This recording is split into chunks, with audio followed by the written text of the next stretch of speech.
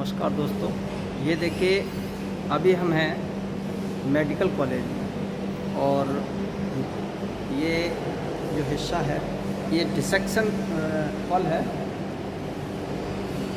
ये देखिए ये पीछे है ह्यूमन डिसेक्शन थिएटर।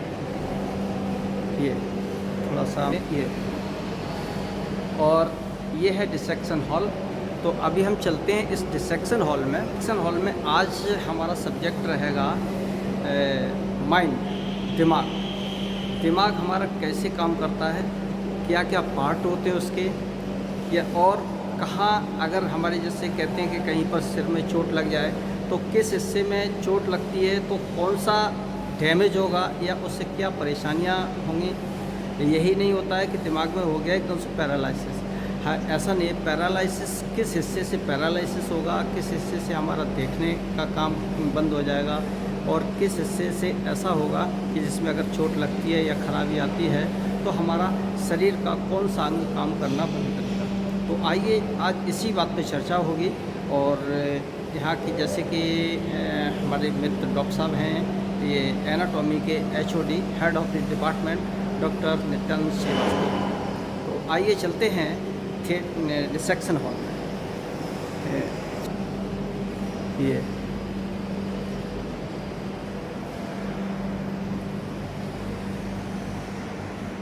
नमस्कार डॉक्टर साहब। नमस्कार। डॉक्टर साहब पहले तो आप अपनी टीम से हमें ज़रा परिचित करा दीजिए, क्योंकि पहली बार जो वीडियो बना था तो उसमें इंट्रोडक्शन नहीं हो पाया था और ऐसे ही शुरू हो गए थे, लेकिन दर्शकों ने बहुत सराहा उस वीडियो को। हाँ नहीं बिल्कुल। देखिए ये हमारे 2 SR हैं जी।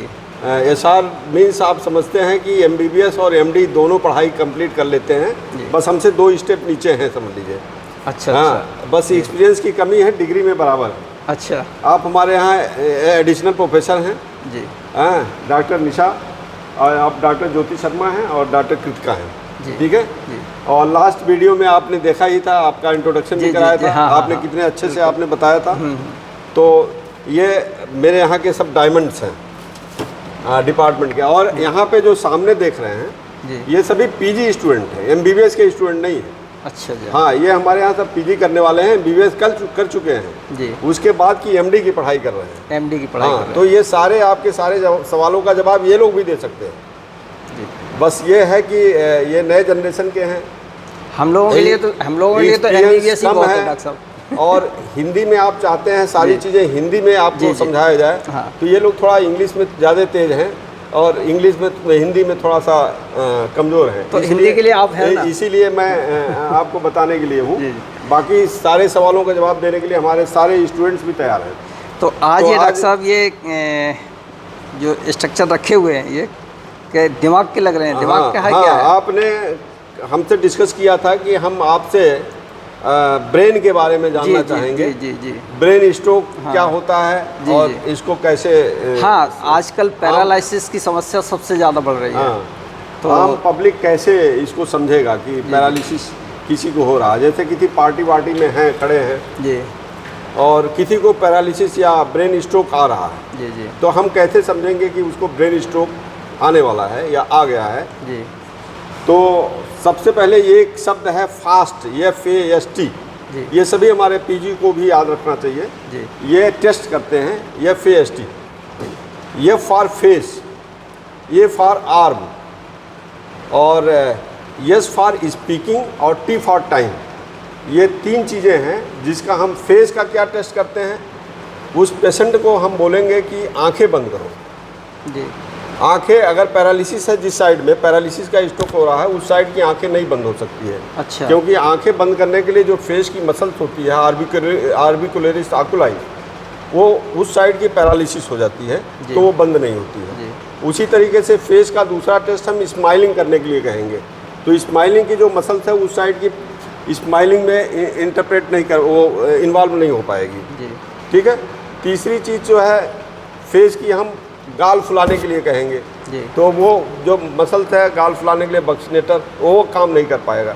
तो इस तरीके से हम फेस का टेस्ट कर सकते हैं कि उसके पैरालिसिस आ रही है। दूसरा A है, ये मैंने बताया है। ये मतलब दोनों हाथ ऐसे ऊपर उठाने के लिए उसको बोलेंगे तो जिस साइड की पैरालिसिस है वो आर्म नहीं उठेगा, नहीं उठेगा ना जी। तीसरी चीज़ है कि स्पीकिंग, कुछ चीज़ उसको बोलेंगे मरीज को कि अपना नाम दोहराओ, तो बोलने में अच्छे तरीके से नहीं बोल सकता है, लड़खड़ाते हुए बोलेगा जी। अब आप समझ गए कि ये 3 फीचर्स अगर मिल गया तो इसको ब्रेन स्ट्रोक आ गया है। ब्रेन स्ट्रोक आ गया। लास्ट टाइम है टी, जी। टाइम का बड़ा इंपॉर्टेंस है। ब्रेन स्ट्रोक अगर आ गया तो आपको करना क्या है, उसके पास 5 घंटे का समय है मरीज के पास जी। अगर 5 घंटे के अंदर अंदर आप किसी हायर सेंटर पे लेके चले गए तो 100% क्योर हो सकता 5 घंटे के अंदर 5 घंटे के अंदर। जी। आजकल ऐसे ऐसे मेडिसिन्स भी है जी। जो इस्कीमिक अटैक अगर आ गया है तो उसको थ्राम्बस की वजह से थ्राम्बस को डिजॉल्व करने की भी मेडिसिन्स है, उसको तुरंत दिया जाए तो तुरंत थ्राम्बस डिजॉल्व हो जाएगा और ब्रेन का जो इस्कीमिया की वजह से जो डैमेज हो रहा है वो 1 से 2 घंटे के अंदर परमानेंट डैमेज कर देगा। तो अगर पहले ही दवा चली जाएगी तो डैमेज होने से बच जाएगा, तो परमानेंट पैरालिसिस होने से वो बच सकता है मरीज। लेकिन इसमें डॉक्टर साहब व्यक्ति समझ ही नहीं पाता है कि उसे ब्रेन स्ट्रोक कब पड़ा, अचानक से गिर जाता है या उसका मुंह टेढ़ा हो गया तब वो समझ पाता है कि कुछ हुआ है हमारे साथ। हाँ वही तो बता रहा हूँ। अगर उस मरीज को इस तरीके से महसूस हो रहा है तो एक तो पहचान हो गया, दूसरी चीज़ अगर ये आ रहा है तो ये 4 चीज़ें लेमैन को भी मालूम होना चाहिए या पब्लिक में भी जितने भी लोग हैं सबको मालूम होना चाहिए कि ये कैसे हम टेस्ट करेंगे कि इसको पैरालिसिस हो गया। डॉक्टर भी टेस्ट करेगा, सबसे पहले प्राइमरी टेस्ट यही होगा। अच्छा अच्छा। हाँ, उसका हाथ उठा करके देखेगा उठ रहा कि नहीं उठ रहा है, फेस के मसल्स वगैरह भी देखेंगे कि फेस के मसल चल रहे हैं कि नहीं चल रहे हैं, और उसके बाद से उसके बुलवा करके देखेगा कि उसकी लैंग्वेज आ रही कि नहीं आ रही है जी। तो इस तरीके से उसकी हम पहचान करेंगे कि ये पैरालिसिस का स्ट्रोक हो चुका है। तो डॉक्टर साहब इसको जानने से पहले जी आपको पहले ये देखना पड़ेगा, हमें बताना पड़ेगा जी कि ब्रेन के कौन से पार्ट हमारे पूरे आर्गन्स को, पूरे बॉडी के कौन कौन से आर्गन्स को कैसे कंट्रोल करते हैं। जब तक ये नहीं जानेंगे तब तक ये नहीं पता चलेगा कौन सा पार्ट ब्रेन का किस पार्ट को कंट्रोल कर रहा है। पहले तो डॉक्टर साहब ये देखना चाहेंगे कि ब्रेन किस स्थिति में रहता है हमारे हाँ। सर जी। ये देखिए पूरा ब्रेन है जी। आप फोकस कीजिए कैमरा। अब ब्रेन में अगर देखें तो इस तरीके से ब्रेन के 2 पार्ट हैं, 2 सेरेब्रल हेमिस्फीयर हैं, और ये देखिए ये ब्रेन का जो सेरिबेलम होता है, इसको सेरिबेलम कहते हैं, नीचे होता है, और ये जो पूरी होती है ये ब्रेन स्टेम होती है, ये स्टेम है। ये इस तरीके से आप यहाँ पे अगर देखेंगे, ये इसको फोकस कीजिए, इसमें 3 गड्ढे बने हुए हैं, ये खोपड़ी के अंदर, ये इसमें फिट हो जाता है बीच वाले में, ये आगे वाले गड्ढे में चला जाता है, ये पीछे वाले में चला जाता है। अच्छा, इस तरीके से, हाँ इस तरीके से ब्रेन रहता है। अच्छा ऐसे, हाँ इसी तरीके से। और ये जो ब्रेन स्टेम है ये यहाँ से निकलता है, यहाँ से नीचे निकलता है, जो स्पाइनल कार्ड अब यहाँ से नीचे निकलेगा, जो हमारा रीढ़ की हड्डी है ना, अच्छा, स्पाइनल कार्ड इस तरीके से नीचे निकलता उसमें जाता है। हाँ, तो ब्रेन स्टेम इसी में रहता है। ये होता है मेन स्रोत इसका। हाँ मेन ये यही नीचे निकलेगा और ये स्पाइनल कार्ड बनाएगा। अच्छा। अब हमारी एसआर जो है आपको मेन इसका फीचर्स बताएंगी। जो आ जाइए डॉक्टर ज्योति, आप इसको कैसे ब्रेन्स को, हाँ ब्रेन्स के मेन पार्ट बताइए, कैसे हम पार्ट्स में डिवाइड करते हैं। सबसे पहले तो जो ब्रेन होती है, ब्रेन के 4 भाग होते हैं। सबसे पहले frontal part, parietal part, occipital part और टेम्पोरल पार्ट। इसको 4 भाग में बांटने के लिए हम ये लैटरल सर्कस है, यहाँ से एक इमेजिनरी लाइन एक ऐसे ड्रॉ करेंगे और ऊपर से पीछे वाले पोल से 5 सेंटीमीटर आगे से एक और सीधा लाइन ड्रॉ करेंगे। तो इस तरह ये 3 भाग में बट गया और आगे यहाँ पे एक सेंट्रल सर्कस होता है ये वाली, जिससे ये और आगे वाले भाग में बढ़ गई। तो सेंट्रल सर्कस के आगे फ्रंटल लोब, सेंट्रल सर्कस के पीछे हमारी पैराइटल लोब, और ये इमेजिनरी लाइन के पीछे जो हो गई सबसे पिछला हिस्सा ऑसिपिटल लोब, और इस लाइन के नीचे हो गई हमारी टेम्पोरल लोब। अब फ्रंटल लोब जो होता है ये ब्रेन्स का ये मोटर पार्ट होता है इसके अंदर और कोग्निटिव पार्ट होता है, जो इंटेलिजेंस होती है। ये फ्रंटल लोब, अब दिखाइए फ्रंटल कहाँ से आ रहा है, सेंट्रल सर्कस दिखाइए, उसके आगे ये सेंट्रल सर्कस है, हाँ। ये वाली। अब इसके आगे वाला जो पार्ट है वो फ्रंटल लोब है। ये वाली, इस पूरे पार्ट। इस फ्रंटल लोब में सबसे पहला पार्ट जो आगे का एक स्ट्रिप है उसको दिखाइए जरा ये सा, इसको क्या कहते हैं? प्री सेंट्रल गायरा है। Precentral गायराई।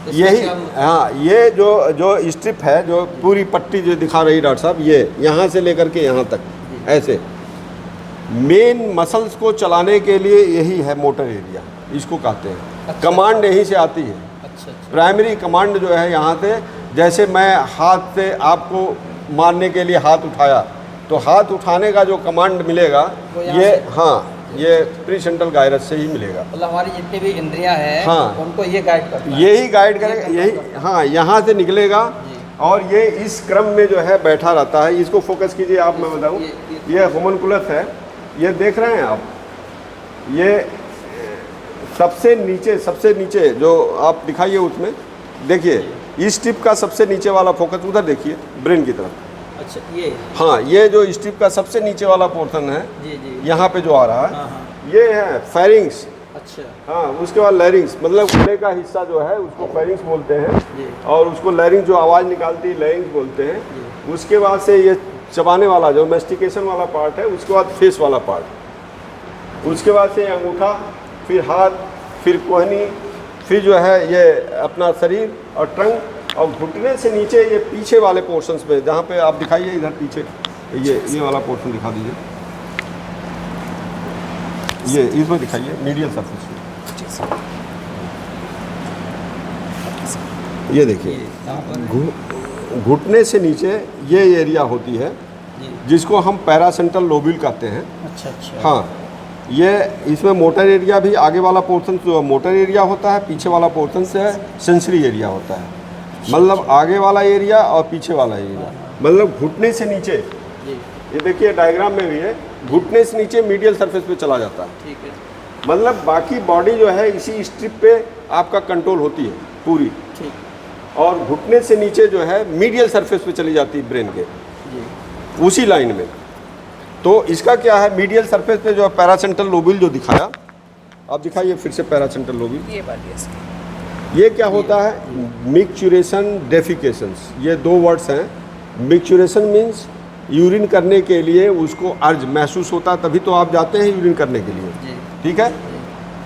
और ऐसे ही डेफिकेशंस के लिए जब आपको स्टूल पास करना होता है तो एक अर्ज महसूस होती है कि हमको मतलब जाना। हमारे शरीर में अगर कोई चीज़ हाँ। महसूस होती है तो महसूस ही नहीं, होता है। केवल डेफिकेशन और मिक्चुरेशन। अच्छा। हमको टॉयलेट जाना है, वॉशरूम में जाना है, यूरिन के लिए जाना है, डेफिकेशन के लिए जाना है, यही पैरासेंट्रल लोब्यूल्स ही जो है इसको कंट्रोल करता है। इतना हिस्सा। हाँ, ये इतना हिस्सा। जी, जी। और घुटने से नीचे मांसपेशियों को भी कंट्रोल करता है, जैसे लेग के मसल्स जी, हैं जी। और फुट के मसल्स हैं, जी। इसको भी कंट्रोल करता है। तो बड़ा इंपॉर्टेंट एरिया है पैरासेंट्रल लोब्यूल, क्योंकि अगर इसका जो है इन्फॉक्शन हो जाए, डैमेज हो जाए, ये मीडियल थायराइड, तो आदमी को महसूस ही नहीं होगा, अचानक से अपने आप यूरिन पास होने लगेगा, अच्छा। डेफिकेशन अपने आप हो जाएगा, या तो यूरिन का रिटेंशन हो जाएगा, पता ही नहीं चलेगा उसको कि अर्ज करना हमको यूरिन करनी है, या स्टूल ही पास नहीं होगा, सेंसेशन भी चला जाएगा। वृद्धावस्था में लोगों का होने लगता है, हाँ। तो इसका मतलब है ये पार्ट हमारा काम करना बंद कर देता है। डीजनरेटिव चेंजेज होते हैं वृद्धावस्था में, एकदम से काम करना बंद कर देगा तो बिल्कुल फाइनल इफेक्ट आ जाएगा, बिल्कुल नहीं होगा। जी जी। डीजनरेटिव चेंजेज आते हैं माइलिनेशंस में, जो फाइबर सेंसेशन लेकर के जाते हैं, उसमें धीरे धीरे जो है, अगर यहाँ के फाइबर्स माइलिनेट हो रहे हैं, जैसे ओल्ड एज में, तो ये डेफिकेशंस और यूरिनेशंस की प्रॉब्लम आ सकती है, ठीक है, चूँकि ये यहाँ से कंट्रोल हो रहा है। तो वृद्धावस्था में इसी की नहीं, कहीं की न्यूरॉन्स जो है डीमाइलिनेट अगर होनी शुरू होगी, तो उस पार्टिकुलर पार्ट से जहाँ से इफेक्ट हो रहा है, जिसको सप्लाई कर रहा है, उसमें अगर हो रहा है तो वो इफेक्ट डालेगा। सपोज दैट, जैसे ये हाथ की मसल है, अब ये इसके न्यूरॉन जो है डीमाइलिनेट हो गए या डैमेज हो गए, तब फिर ये हाथ हमारा जो है काम करना कम कर देगा। हाँ। अरे डॉक्टर साहब, जैसे शरीर में कहीं चुभन या दर्द होता हाँ। है, तो वो हमारा ये कौन सा हिस्सा हाँ, होता है ये जिसको आप बैलेंस दिखाइए, करता है? आप दिखाइए। ये जो है सेंसरी वाला पार्ट, ये सेंट्रल सर्कस है, ये सेंट्रल यही- सर्कस के पीछे वाला पोस्ट सेंट्रल, जी। इसमें अगर आप देखें तो ये यहाँ पे है, ये यहाँ पर सेंसरी। अगर कहीं दर्द वगैरह महसूस होता है तो ये हिस्सा कोई काम भी करता है। दर्द, पेन, ये टेम्परेचर, देखिए। टच, कुछ भी छूना। ये जो पट्टी है सेंट्रल सर्कस के पीछे वाली, जी, जी। इसको कहते हैं पोस्ट सेंट्रल गायरस। अच्छा तो पोस्ट सेंट्रल गायरस जो होती है जी। ये हमको महसूस कराती है जितनी भी सेंसेशन होती है, जैसे टच करने का, जी जी प्रेशर आप दे सकते हैं, जी हैं वाइब्रेट करते हैं, जैसे कोई चीज़ वाइब्रेट बॉडी में लगा दिया है, वाइब्रेट करते जी हैं। जी और एक दूसरी चीज़ होती है जिसको आप मेडिकल लैंग्वेज में समझेंगे प्रोप्रियोसेप्शन कहते हैं, बाकी बच्चे समझेंगे, लेमैन नहीं समझेंगे, लेकिन उसको भी बताना ज़रूरी है। ये हर जॉइंट, हर मसल्स के पोजीशंस कहाँ पे है जिससे कंट्रोल करे बॉडी, वो प्रोप्रियोसेप्शन कहा जाता है। ये सारी सेंसेशन लेकर के पेन और टेम्परेचर, दर्द महसूस करना और टेम्परेचर आप सुला रहे हैं उसकी, ये सभी जो है ये इसी एरिया से होकर के ये स्ट्रिप है, जो स्ट्रिप अभी दिखाया, ऐसे ही स्ट्रिप पोस्ट सेंट्रल गायरस की बनी हुई है। अच्छा अच्छा और इसी तरीके से ये सेंसेशन लेकर के जाते हैं। जी मतलब अगर फुट का सेंसेशन जाना है, यहाँ पे आपने जी कोई गर्म चीज़ रखी फुट पे, जी तो ये फुट जो है मीडियल सरफेस से, वहाँ देखिए पैरासेंट्रल लोब्यूल के मीडियल सरफेस के पिछले हिस्से से जी हैं, ये सेंसेशन लेकर के जाएगा ब्रेन में, समझ रहे हैं ना। जी तो वो सेंसेशन इस तरीके से जाता है ब्रेन के अंदर। और बेसिकली हम और क्या क्या सेंसेशन और भी होते हैं, जैसे ये होता है कि आपके सुनने का एरिया है, आपको लिखने पढ़ने का एरिया है। बेसिकली वो मैं दिखाना चाहूँगा, आप दिखाइए। जैसे टेस्ट लेते हैं, टेस्ट सेंसेशन कहाँ पे होता है? जी सर। सुनने का एरिया, हाँ, सुनने का। सुनने का एरिया ये वाला है, यहाँ पे। ये? जी, ये इसको बोलते हैं टेम्पोरल लोब। मतलब अगर हम हमारे राइट साइड में दोनों या साइड, दोनों साइड, दोनों अच्छा साइड, दोनों साइड दोनों में होता साइड है। में। अच्छा अच्छा यहाँ पे ये जो एरिया है इसको जी। दो भाग में डिवाइड कर दिया गया है। एक हमारी जो सलकाई दिख रही है, अगर आप इस पे देखें तो बहुत अच्छी दिख रही है। इस साइड से अगर देखें, नीचे जी। के साइड से, तो काफ़ी जी। अच्छी दिख रही है। तो इस चीज़ को हम लोग दो भाग में बांट देंगे, सुपीरियर टेम्पोरल गायराई, मिडिल टेम्पोरल गायराई और इंफीरियर टेम्पोरल गायराई। जो सुपीरियर टेम्पोरल गायराई है इस तरफ, इसी के जस्ट ऊपर पे आपको मिलेगा दो एरिया नंबर 41 और 42। तो जो बोलने वाला पार्ट है वो 41 और 42 पे आ जाता है यहीं से। अच्छा अच्छा और जो हम लोगों को एक आती है कि हम लोगों को ये बात बोलनी है, जो आर्टिकुलेशन वाली बात आती है, वो ब्रोकाज एरिया से होता है। ये आगे की तरफ होता है, इस तरफ उसको बोलते हैं ब्रोकाज एरिया, जिसका एरिया नंबर है 44। जो डॉक्टर साहब ने बताया है, ये देखिए इसमें है, इसमें इसको खुला हुआ है, area number 41 and 42 auditory area होती है। उसके बाद से एरिया नंबर 22, ये ऑडिटरी एरिया का जो है लैंग्वेज पार्ट होता है, कि आपको जो भी सुनाई पड़ रहा है वो है क्या, एक्चुअल में वर्ड बनाने का काम यहाँ से होता है। अच्छा हाँ, उसके बाद से इसके आगे इसमें टूटा हुआ है, आगे मैं दिखा रहा हूँ, ठीक है। ये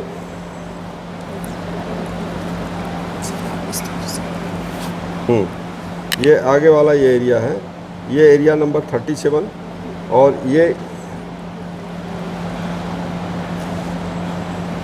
इसमें जिसमें क्लियर है उसमें ट्रायंगुलर से सही है। ये जो आप डॉक्टर साहब ने बताया अभी, देखिए ये देखिए, ये एक सल्कस होता है, बड़ा इम्पोर्टेंट होता है। इसमें एक ऐसे गहरा खांचा है, ये एक गहरा खांचा है, जिसको सल्काई कहते हैं। ये एरिया जो है इसको ब्रोकाज एरिया बोलते हैं, और यही स्पीच एरिया होता है एक्चुअली। आवाज़ का प्रोडक्शन करने का एरिया ये होता है, केवल इतना। हाँ, आप सुनेंगे यहाँ से, आवाज़ यहाँ आएगी, अच्छा, ठीक है। ऑडिटरी एरिया में 41 42 में, उसके बाद लैंग्वेज क्या बोला गया ये बनेगा यहाँ पे, ठीक है।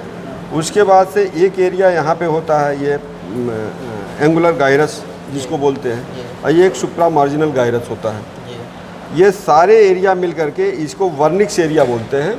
इसको कहते हैं सेंसरी एफेजिया, और इसको कहते हैं मोटर एफेजिया। मतलब अगर ये एरिया डैमेज होता है तो आप बोल नहीं सकते हैं। अच्छा अच्छा, सुन सकते हैं, सब कुछ समझ सकते हैं, अच्छा, लेकिन बोलने में दिक्कत ये होगी। डैमेज होता कैसे है? अभी बता रहे हैं, उसका आरटी जब समझाएंगे तब बता रहे हैं अभी कैसे डैमेज हो सकता है। ये एरिया भी जो है ये सेंसरी एफेजिया होती है। मतलब आपको कुछ भी जो बोला जा रहा है वो समझ में नहीं आएगा, तो आप बोलेंगे क्या? जब आपके समझ में ही नहीं आएगा तो आप बोल ही नहीं सकते हैं कि क्या बोला गया है। इसको डिसलेक्सिया बोलते हैं। जैसे बच्चे, अच्छा, ब्रेन का मैच्योरेशन क्या होता है, ये 6 से 8 साल तक चलता रहता है। मैचुरेशन में दो चीज़ें होती है। बच्चे जब शुरू से ही 2 साल के होते हैं तो कभी कभी बच्चे पेशाब कर देते हैं, पता नहीं चलता है, बेड वेटिंग जानते ही हैं, गीला कर देते हैं। तो माइलिनेशन उनका जो होता है, जैसे पैरासेंट्रल लोब्यूल मैंने दिखाया है, वहाँ से जो है फाइबर्स आते हैं मैच्योरेशंस के लिए। तो बच्चों में मैच्योर्ड माइलिनेशंस नहीं होते हैं, इसीलिए मांसपेशियाँ भी उनकी उतनी स्ट्रांग तरीके से रिफ्लेक्स नहीं दे पाती हैं। तो इसी तरीके से जो मैच्योरेशन के फाइबर वहाँ से मीडियल साइड से जो फाइबर्स आ रहे हैं वो भी जो है माइलिनेटेड नहीं हो पाते हैं, जो कि 6 से 8 साल में माइलिनेट फुली होते हैं, तब जाकर के उनकी कंट्रोलिंग क्षमता बढ़ती है। तो ये मैचुरेशन जो ब्रेन का होता रहता है। डिसलेक्सिया की मैं बात किया हूँ, जो यहाँ पे होता है हाँ, ये एंगुलर गायरस में ये पोर्शंस है, जो ये सेंट्रल सल्कस के ये पीछे की तरफ ये एरिया है, ये पैराइटल लोब होता है। यहाँ पे मैचुरेशंस 8 साल तक चलते रहते हैं ब्रेन के। तो जैसे पहले ज़माने में आपने देखा होगा, आप भी उसी ज़माने के जिस ज़माने में हम लोग प्राइमरी स्कूल में जब पढ़ते थे, बच्चों को बोल करके पढ़ाया जाता था। खड़े हो जाओ, चलो ज़ोर ज़ोर से बोलो। लिखने के लिए भी कोई एक बोल रहा है, टीचर बोल रहा है तो उसको लिखिए, इमला बोलते थे। हाँ, इमला बोलते थे ना। इसकी प्रैक्टिस कराई जाती थी और अनकॉन्शियसली, शायद टीचर भी नहीं जानते होंगे ये कितना बड़ा इम्पोर्टेंट कार्य हो रहा है। अच्छा जी। इस ब्रेन के इस हिस्से को मैच्योर किया जा रहा है। अच्छा। हाँ, अगर ये जैसे जैसे आप प्रैक्टिस कराएंगे वैसे इसमें प्लास्टिनेशन सिनेप्सिस इंक्रीज होता जाएगा, जिससे उसका ये बोलने लिखने पढ़ने की एरिया बहुत अच्छे से डेवलप हो जाती है। हम लोग तो ये समझते कुछ थे बच्चे जो है हम लोग समझते बहुत हैं, इंटेलिजेंट होते हैं, लेकिन पढ़ने लिखने में बड़े कमज़ोर होते हैं। उनसे कहेंगे कि आप ये चीज़ें लिखो, लिख नहीं पाएंगे, लेकिन समझदारी पूरी रहेगी। नहीं, हम लोग तो ये समझते थे कि क्लास में हाँ। टीचर बोलता था कि एक को खड़ा कर दिया, चलो तुम पहाड़ चलाओ, एक बोलेगा और सब बोलेंगे। तो हाँ, ये उस तरीके से याद कराने के लिए, वो एक्चुअली इसी को डेवलप करने के लिए। अच्छा, इसको डेवलप करने के लिए। और जिसका ये डेवलप नहीं होता है उसको डिसलेक्सिया कहते हैं। या इस एरिया में अगर इन्फेक्शन हो जाए उसको भी वो यही सिम्टम मिलेगा कि सारी इंटेलिजेंस उसकी रहेगी, लेकिन वो लिख बोल नहीं पाएगा, न लिख सकता है न बोल सकता है। हाँ, वो समझ ही नहीं पाएगा उस चीज़ को। ठीक है, तो ये चीज़ें होती है। तो ऑडिटरी एरिया आपको समझा दिया, इस तरीके से चीज़ें ऑडिटरी एरिया में कंट्रोल की जाती है। और इसकी नसें जो ऑडिटरी एरिया की होती है, कान से आती है, जानते ही हैं, कान सुनने का काम करता है। तो वो ट्रैक्ट होते हैं। आप दिखाइए जैसा। हमारे कान के 3 भाग होते हैं। इधर देखो। हमारे कान के 3 भाग होते हैं, एक्सटर्नल ईयर, मिडल ईयर और इनर ईयर। जो इनर ईयर होता है, ये अंदर का भाग, इसी में हम लोगों का एक छोटा सा पार्ट होता है कॉक्लिया। जो कॉक्लिया होता है, वहाँ से एक नर्व निकलती है या नस निकलती है, वेस्टिबुलो कॉक्लियर नर्व। वो अंदर से जाती है और इस तरह से यहाँ से निकलेगी वो नस, यहाँ से ये वाला पार्ट, और वो फिर ब्रेन में आती है। ये देखिए, इसी ब्रेन स्टेम से होकर के जाती है। फिर इसी ये यहाँ पे कुछ इस तरह से ये रहेगी, और इसी वो नस इसी कान के पास का हिस्सा है। ये इसका ये ब्रेन स्टेम का पार्ट है। ये बीच ये ब्रेन स्टेम का पार्ट है। ये डॉक्टर साहब जो बता रही हैं, ये जो कॉक्लियर नर्व के बारे में डॉक्टर साहब ने बताया है। हाँ, ठीक है, वो कान की नसें यहाँ पे आती है। जंक्शन जो होता है ना, ये ब्रेन स्टेम का पार्ट है। यहाँ पे जंक्शन पे ये डॉर्सल और वेंट्रल कॉक्लिया 2 न्यूक्लियस होती है। न्यूक्लियस क्या होती है? यही कंट्रोल करती है, सेल बॉडी जिसको बोलते हैं, इसके अंदर न्यूक्लियस होती है। अब यहाँ से ये ट्रैक्ट क्रॉस करती है, क्रॉस करके यहाँ से जाती है, यहाँ से लेकर के वो चली जाती है ऊपर ब्रेन में। मीडियल जेनिकुलेट बॉडी होती है, वो ज़्यादा डिटेल नहीं बताएंगे, लंबा हो जाएगा। हाँ, ठीक है। तो वो इसी एरिया में आकर के वो इसको सप्लाई करती है। तो ये इसकी ट्रैक्ट बनती है। तो इसमें 2 न्यूक्लियस होते हैं। अब जैसे कभी क्या होता है कि कान का ये जो वेंट्रल वाला न्यूक्लियस होता है, ये नेविगेशन का काम देखता है, संभालता है।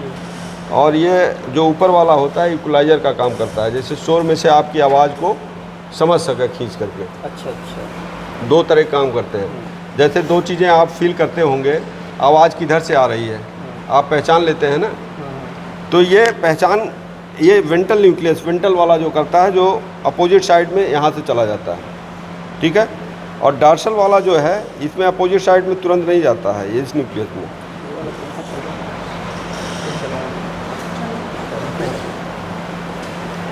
ये इसको सीधा लेकर के जाता है, ठीक है। तो ये सीधा उसी साइड के ब्रेन में चला जाता है और कुछ फाइबर्स इसके क्रॉस कर जाते हैं। तो इस तरीके से 2 न्यूक्लियाई होते हैं, 2 फंक्शन करते हैं और यहाँ से लेकर के जाते हैं। अभी ये तो आप गैस्ट्रेटरी एरिया ज़रा दिखाइए, टेस्ट करने का एरिया आपको दिखा रहे हैं जहाँ पे टेस्ट सेंसेशन होता है। ये जो सेंट्रल सल्कस है, इसके पीछे वाला पार्ट पोस्ट सेंट्रल, इसके नीचे इसको एरिया नंबर 43 कहते हैं, यहीं पे होती है जिसको गस्टेटरी, टेस्ट का सेंसेशन। टेस्ट का सेंसेशन, जीभ से कोई भी चीज़ें लेकर के जाती है। अच्छा, ये आप भी जैसे कोई चीज़ खाते हैं तो उसका स्वाद, जी, हाँ, स्वाद हमें यहाँ से पता यहाँ लगता है। से अच्छा अच्छा, जी। ये 3 नर्व होती है स्वाद के लिए, जो स्वाद लेकर के जाती है। नर्व मतलब जो फाइबर जो रिसीव करती है सेंसेशन। हाँ, अभी इसको बताने से पहले मैं चाहता हूँ कि आपको जो नसें होती है अपने शरीर की, उसको थोड़ा सा हम डिफाइन करवा दें। किस तरीके की नसें, क्योंकि डॉक्टर कभी कभी कहते हैं आपकी नसें सूख रही हैं, आपकी नसें दब रही हैं, आपकी नसें फट गई हैं, आपकी नसों में जान नहीं है। तो वो कौन कौन सी नसें हैं, किस संदर्भ में डॉक्टर बोलते हैं, तो ये जानना है। ये जब हम बताएंगे तब ज़्यादा समझ में आएगा। इसलिए डॉक्टर निशा से हम कहेंगे थोड़ा सा नस के बारे में थोड़ा सा ज़रा क्लियर। ये वाला नमस्कार। जैसा कि आप इस बोर्ड पे देख पा रहे हैं, यहाँ पे 4 डायग्राम्स बने हुए हैं। तो जो पहला ये चित्र बना हुआ है, इसका नाम है लिगामेंट। तो इस पिक्चर में आप देख पा रहे हैं कि 2 हड्डी हैं जिसको एक पिंक कलर के स्ट्रक्चर से जोड़ा गया है, जिसको हम कहते हैं लिगामेंट। तो लिगामेंट एक टाइप का कनेक्टिव टिश्यू है जो 2 हड्डियों को जोड़ता है, जिसकी वजह से आपकी जो मूवमेंट्स होती है वो उसमें आपका मदद कर पाता है, और इससे जो हड्डी के बीच में जो फ्रिक्शन होता है ताकि उसमें चोट ना लग सके, तो उसमें आपकी हेल्प करता है।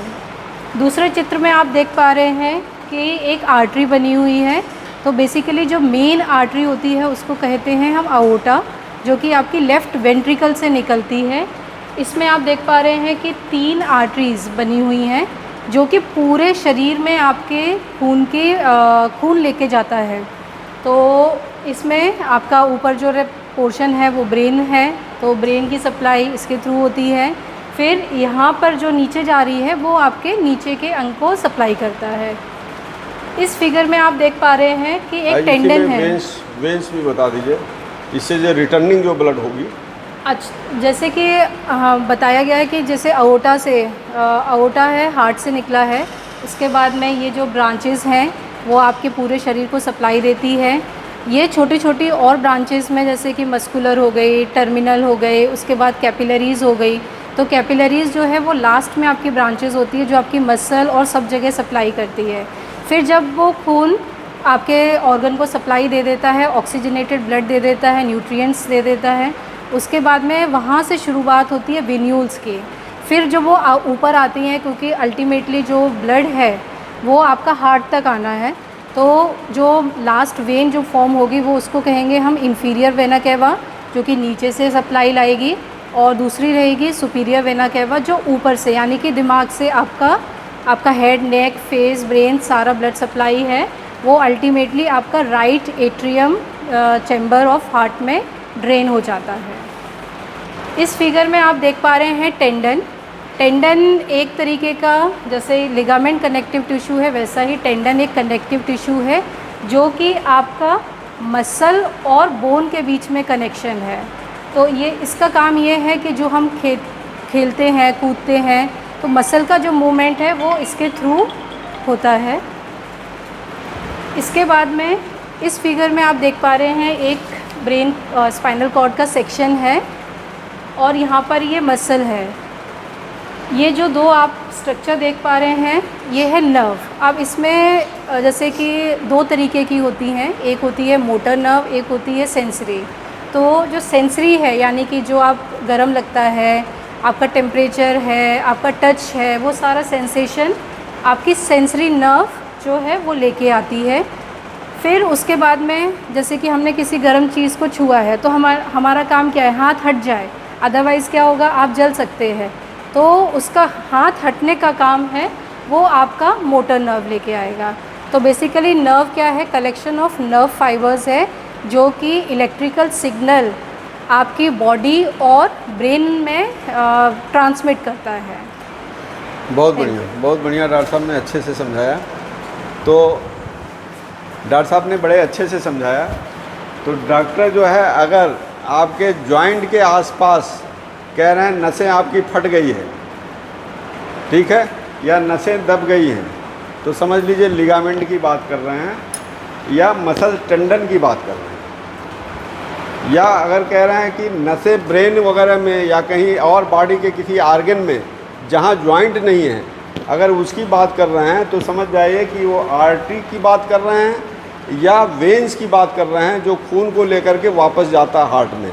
हार्ट के दाहिने साइड में वापस ब्लड जाता है और लेफ़्ट साइड से ब्लड पूरे शरीर को सप्लाई करता है। अगर ये डॉक्टर अगर इसके बारे में चर्चा कर रहे हैं, नसें सूख रही हैं, नसें दब गई हैं, नसें काम नहीं कर रही हैं, इस शरीर नसें शून्य पड़ रही हैं, तो समझ जाइए कि ये नर्व्स की बात कर रहे हैं, जो कि ब्रेन से या स्पाइनल कार्ड से मांसपेशियों को या आपके स्किन को सप्लाई लेकर के जाती है। ये सेंसेशन स्किन से लेकर के आती हैं और जो कमांड है मसल्स को देती है कि काम क्या करना है, वो ब्रेन से या स्पाइनल कार्ड से कमांड आती है। तो जिसको सेंट्रल नर्वस सिस्टम कहते हैं, ब्रेन और स्पाइनल कार्ड को, और जो वहाँ से निकलती हैं उसको पेरीफेरल नर्व कहते हैं। तो ये दोनों जब पैरालिसिस होती है तो दोनों अलग अलग तरीके से पैरालिसिस होती है। एक अपर मोटर न्यूरॉन होता है, एक लोअर मोटर न्यूरॉन होता है। देखिए, जब भी जब पैरालिसिस की हम बात करते हैं तो एक तो ब्रेन से ओरिजिनेट हुआ एक नस और यहाँ स्पाइनल कार्ड तक लेकर के आया। स्पाइनल कार्ड से दूसरा नस चलता है, नर्व चलता है, जो कि मसल्स तक लेकर के जाता है, जो कॉन्ट्रैक्शन कराता है। जब हम सेंसेशन की बात करते हैं, सेंसेशन में 3 नर्व होते हैं, पाथवे। एक तो आपके स्किन से लेकर के जाएगा सेंसेशन, या किसी आर्गन से सेंसेशन लेकर के जाए, चाहे जीभ से लेकर के सेंसेशन जा रहा है, और वो जाकर के रास्ते में एक जगह अपना सेंसेशन ट्रांसफ़र करता है, जिसे हम थैलमस कहते हैं। थैलमस अभी हम दिखाएंगे। डॉक्टर साहब ज़रा सा इधर आइए, थैलमस ज़रा दिखाइए। हाँ, ये देखिए, ये थैलमस है। ये सारे सेंसेशन इसी से होकर के पास करते हैं। केवल सूंघने का सेंसेशन इससे नहीं जाता है, बाकी जितने सेंसेशन होते हैं बॉडी में सभी इसके थ्रू जाते हैं। ये पोस्ट ऑफिस की तरह काम करता है। जैसे पोस्ट ऑफिस में लेटर्स वगैरह आते हैं, सॉर्टिंग करते हैं लेटर्स की, कौन किस एड्रेस पे जाना है, उसी तरीके से ये आपका थैलमस भी वही काम करता है। सारे सेंसेशन आएंगे और इससे ये इंटीग्रेट करके वो भेजेगा अलग अलग एरिया में, ब्रेन के किस हिस्से में कौन सा सेंसेशन जाना है। तो ये काम करता है थैलमस। तो यहाँ से तीसरा नर्व निकलेगा जो कि पैराइटल लोब में जा सकता है या तो फ्रंटल लोब में जा सकता है। ठीक है, तो इस तरीके से 3 सेंसेशन होते हैं सेंसेशन ले जाने में। ठीक है, अब आप पूछेंगे अपर मोटर न्यूरॉन और लोअर मोटर न्यूरॉन क्या है। तो अपर मोटर न्यूरॉन जो पहला नर्व होता है लेकर के आता है, जो छोड़ देता है कहीं, चाहे स्पाइनल कार्ड में छोड़ देगा, चाहे ब्रेन स्टेम में छोड़ देगा। यहाँ भी न्यूक्लियाई होती है इसके अंदर कहीं भी अपना पहला फाइबर लेकर के आएगा, जो कि सेरेब्रल कॉर्टेक्स से, यहाँ से फ्रंटल लोब से लेकर के आते हैं। मोटर का जितना भी फाइबर्स आता है आगे वाले हिस्से से आता है, ब्रेन के यहाँ आगे वाला हिस्सा फ्रंटल लोब होता है। अब बेसिकली यहाँ पे सेंट्रल सल्कस से जो दिखाया मैंने, आगे वाला हिस्सा प्री सेंट्रल गायरस, यहाँ से ये फाइबर्स लेकर के चलते हैं, जिसे कार्डिको स्पाइनल फाइबर या कार्डिको न्यूक्लियर फाइबर कहते हैं। कार्डिको न्यूक्लियर फाइबर, जब इसके अंदर न्यूक्लियस होते हैं, जैसे क्रेनियल नर्व को चलाने के लिए जो नर्व्स निकलती है उसे कहते हैं cranial nerve.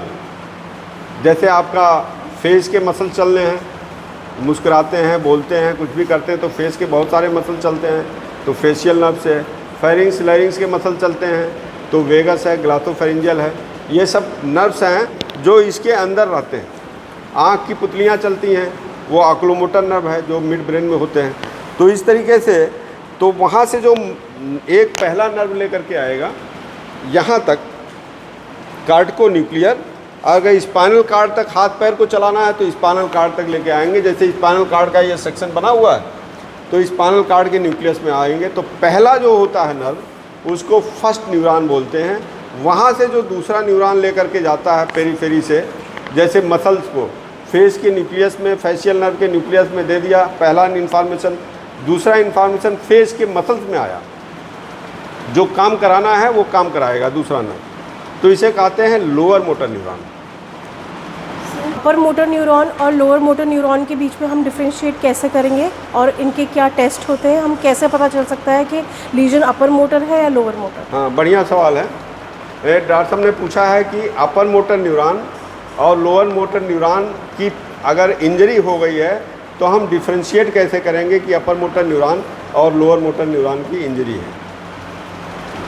Upper motor neuron में रिजिडिटी बढ़ जाती है, मसल्स की टोन बढ़ जाता है, तो उसको 3 तरीके से टेस्ट करते हैं। एक तो बोला जाता है क्लैस्प नाइफ रिजिडिटी, दूसरा बोला जाता है टेंडन नी जर्क रिफ्लेक्स, तीसरा है एक्सटेंसर प्लांटर। अब आइए हम आपको एक एक करके दिखाते हैं। कोई एक जनी आ जाए, एक पीजी आ जाओ।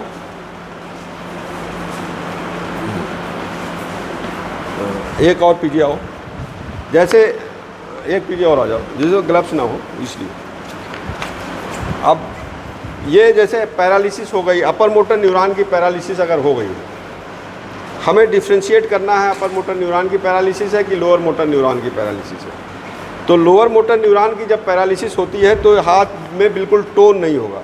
इसको ऐसे हिलाइए, ऐसे जब ये हाथ हिलाएंगे तो बिल्कुल हाथ ऐसे झूल जाएगा, जैसे बिल्कुल ऐसे बिल्कुल टोन नहीं होगा, इसमें बिल्कुल टोन नहीं होगा, हाथ मत उठिए। तो इसे लोअर मोटर न्यूरॉन कहते हैं। जब अपर मोटर न्यूरॉन होगा तो इसमें जब ये उठाएंगे, हाथ को उठाइए, क्लैस्प नाइफ कल बताया था उसको ज़रा डिमॉन्स्ट्रेट कीजिए इनके हाथ में। जब वो डॉक्टर हाथ को मोड़ना चाहेगा, क्लैस्प नाइफ रिजिडिटी जो होती है वो ऐसे आएगा, पहले रिजिडिटी बढ़ेगी, उसके बाद से अचानक से रिजिडिटी जो होती है, जो कठोरता होती है उसकी एकदम ख़त्म हो जाती है, ऐसे आ जाएगा झटके में, एक स्टेशन पे, फिर दूसरे स्टेशन पे, फिर तीसरे स्टेशन पे। तो इसे कहते हैं क्लैस्प नाइफ रिजिडिटी। जैसे कि पहले ज़माने में जो उस्तरा रखते थे नाई, तो जब उस्तरा जब मोड़ते थे तो ऐसे फट से आ जाता था ना, हल्का सा प्रेशर देते थे, पहले तो रेजिस्टेंस लगता था, उसके बाद रेजिस्टेंस ख़त्म हो जाता था। तो इस तरीके से चलता है, तो इसे कहते हैं क्लैस्प नाइफ, और ये अपर मोटर न्यूरॉन की पैरालिसिस में ही होता है। दूसरा क्या करते हैं डॉक्टर, आपने देखा होगा हैमर लगाते हैं इस पे, नी जर्क पे, इस पे ऐसे करके इस पे हैमर लगाते हैं, डॉक्टर को देखा होगा। तो जब हैमर लगाते हैं तो क्या है कि ये जब अपर मोटर न्यूरॉन अगर होगा तो ऐसे जर्क होगा, ये डीप जर्क एक्जेगरेटेड, इसको बढ़ा हुआ मानते हैं, ये बढ़ जाता है। और लोअर मोटर न्यूरॉन में बिल्कुल रेस्पॉन्स नहीं करेगा, इस पर थोड़ा मारते जाएंगे वो बिल्कुल हिलेगा ही नहीं, रेस्पॉन्स ही नहीं करेगा। तीसरा क्या होता है, जो पैर है, तालू है पैर के, ऐसे आपने देखा होगा कि पैर के ऐसे ऐसे ऐसे ऐसे चलाते हैं, तो इसे कहते हैं प्लांटर एक्सटेंसर रिफ्लेक्स को टेस्ट करना। इसके बेबिंस्की साइंस बोलते हैं, ये पॉजिटिव हो जाता है, ऐसे फैल जाता है। जब ऐसे चलाएंगे अपना कोई भी नुकीली चीज़ से तो ये सारी उंगलियां ऐसे फैल जाती है, इसे कहते हैं प्लांटर एक्सटेंसर। इसे बेबिंस्की साइंस पॉजिटिव बोलते हैं। ये अपर मोटर न्यूरॉन में ही होता है। बच्चों का देखिए, बच्चों का अपर मोटर न्यूरॉन टाइप का लीजन होता है, चूँकि माइलिनेटेड फाइबर्स नहीं होते हैं, तो बच्चों का अगर इस तरीके से कीजिए तो बच्चों का रिस्पांस ऐसे आता है, 2 साल से नीचे बच्चों का, तो बड़ों में नहीं आएगा। बड़े में जब आप कीजिएगा तो ऐसे आ जाएगा, नीचे की प्लांटर फ्लेक्शन आता है। तो ये अपर मोटर न्यूरॉन का है, और लोअर मोटर न्यूरॉन में इस तरीके से हम डिफ्रेंशिएट कर सकते हैं। अब आते हैं थोड़ा सा आर्टरी के बारे में बताने के लिए। आपको कौन कौन सी आर्टरी होती है जो कि रिस्पॉन्सिबल होती है ब्रेन स्ट्रोक के लिए। डॉक्टर साहब आपको बताएंगे आर्टरी। नमस्कार। जैसे कि हम देख सकते हैं जो हमारा ब्रेन होता है वो 2 पार्ट में डिवाइड होता है। जो राइट वाला पार्ट होता है अगर हम ऐसे देखें तो इसको हम राइट सेरिब्रल हेमिस्फीयर बोलते हैं। जो लेफ़्ट वाला पार्ट होता है उसको हम लेफ़्ट सेरिब्रल हेमिस्फीयर बोलते हैं। दोनों हेमिस्फीयर की जो आर्टीरियल सप्लाई होती है वो 2 सिस्टम से होती है। आर्टीरियल सप्लाई के लिए हम ब्रेन का इन्फीरियर पार्ट देखेंगे। तो जो 2 सिस्टम होते हैं उनका नाम होता है, एक होता है right vertebral artery, left vertebral artery, right internal carotid artery और लेफ़्ट इंटरनल कैरोटिड आर्टरी। इन्हीं जो 2 सिस्टम ऑफ वेन्स होता है, वर्टिब्रल सिस्टम और इंटरनल कैरोटिड आर्टरी सिस्टम, इसी से ही जो हमारा ब्रेन होता है वो पूरा ब्रेन इसी से ही हमारा सप्लाई होता है। तो यहाँ पे अगर हम देखें तो ये आप देख लीजिए, ये वाली होगी राइट वर्टिब्रल आर्टरी और left vertebral artery. Vertebral artery हमारी सबक्लेवियन आर्टरी की ब्रांचेस होती हैं और सबक्लेवियन आर्टरी जो राइट साइड होती है वो हमारी ब्रेकियोसेफेलिक ट्रंक का पार्ट होती है। जो लेफ्ट सबक्लेवियन होती है वो हमारी, जैसे यहाँ बना हुआ है, आर्च ऑफ अयोटा की ब्रांच होती है जो हार्ट से निकलती है। तो फिर ये 2 वर्टिब्रल आर्टरी जो हो गई हैं, ये देखिए आगे जाके ये बेसिलर आर्टरी बनाती है। तो एक ये हो गया वर्टिब्रल आर्टरी सिस्टम। डॉक्टर साहब ने ये बताया, ये जो आर्टरी है ये जैसे जो डॉक्टर साहब ने आर्च ऑफ अयोटा दिखाया ना, यहाँ से सीधे आती है, उसी की एक ब्रांच होकर के ये ब्रांच सीधे जो है इस फोरामेन से अंदर होती है। ये देख रहे हैं, इसी से अंदर होकर के जाती है ब्रेन के अंदर, ठीक है। और दूसरी जो है मिडिल वो इंटरनल कैरोटिड आर्टरी दिखाइए।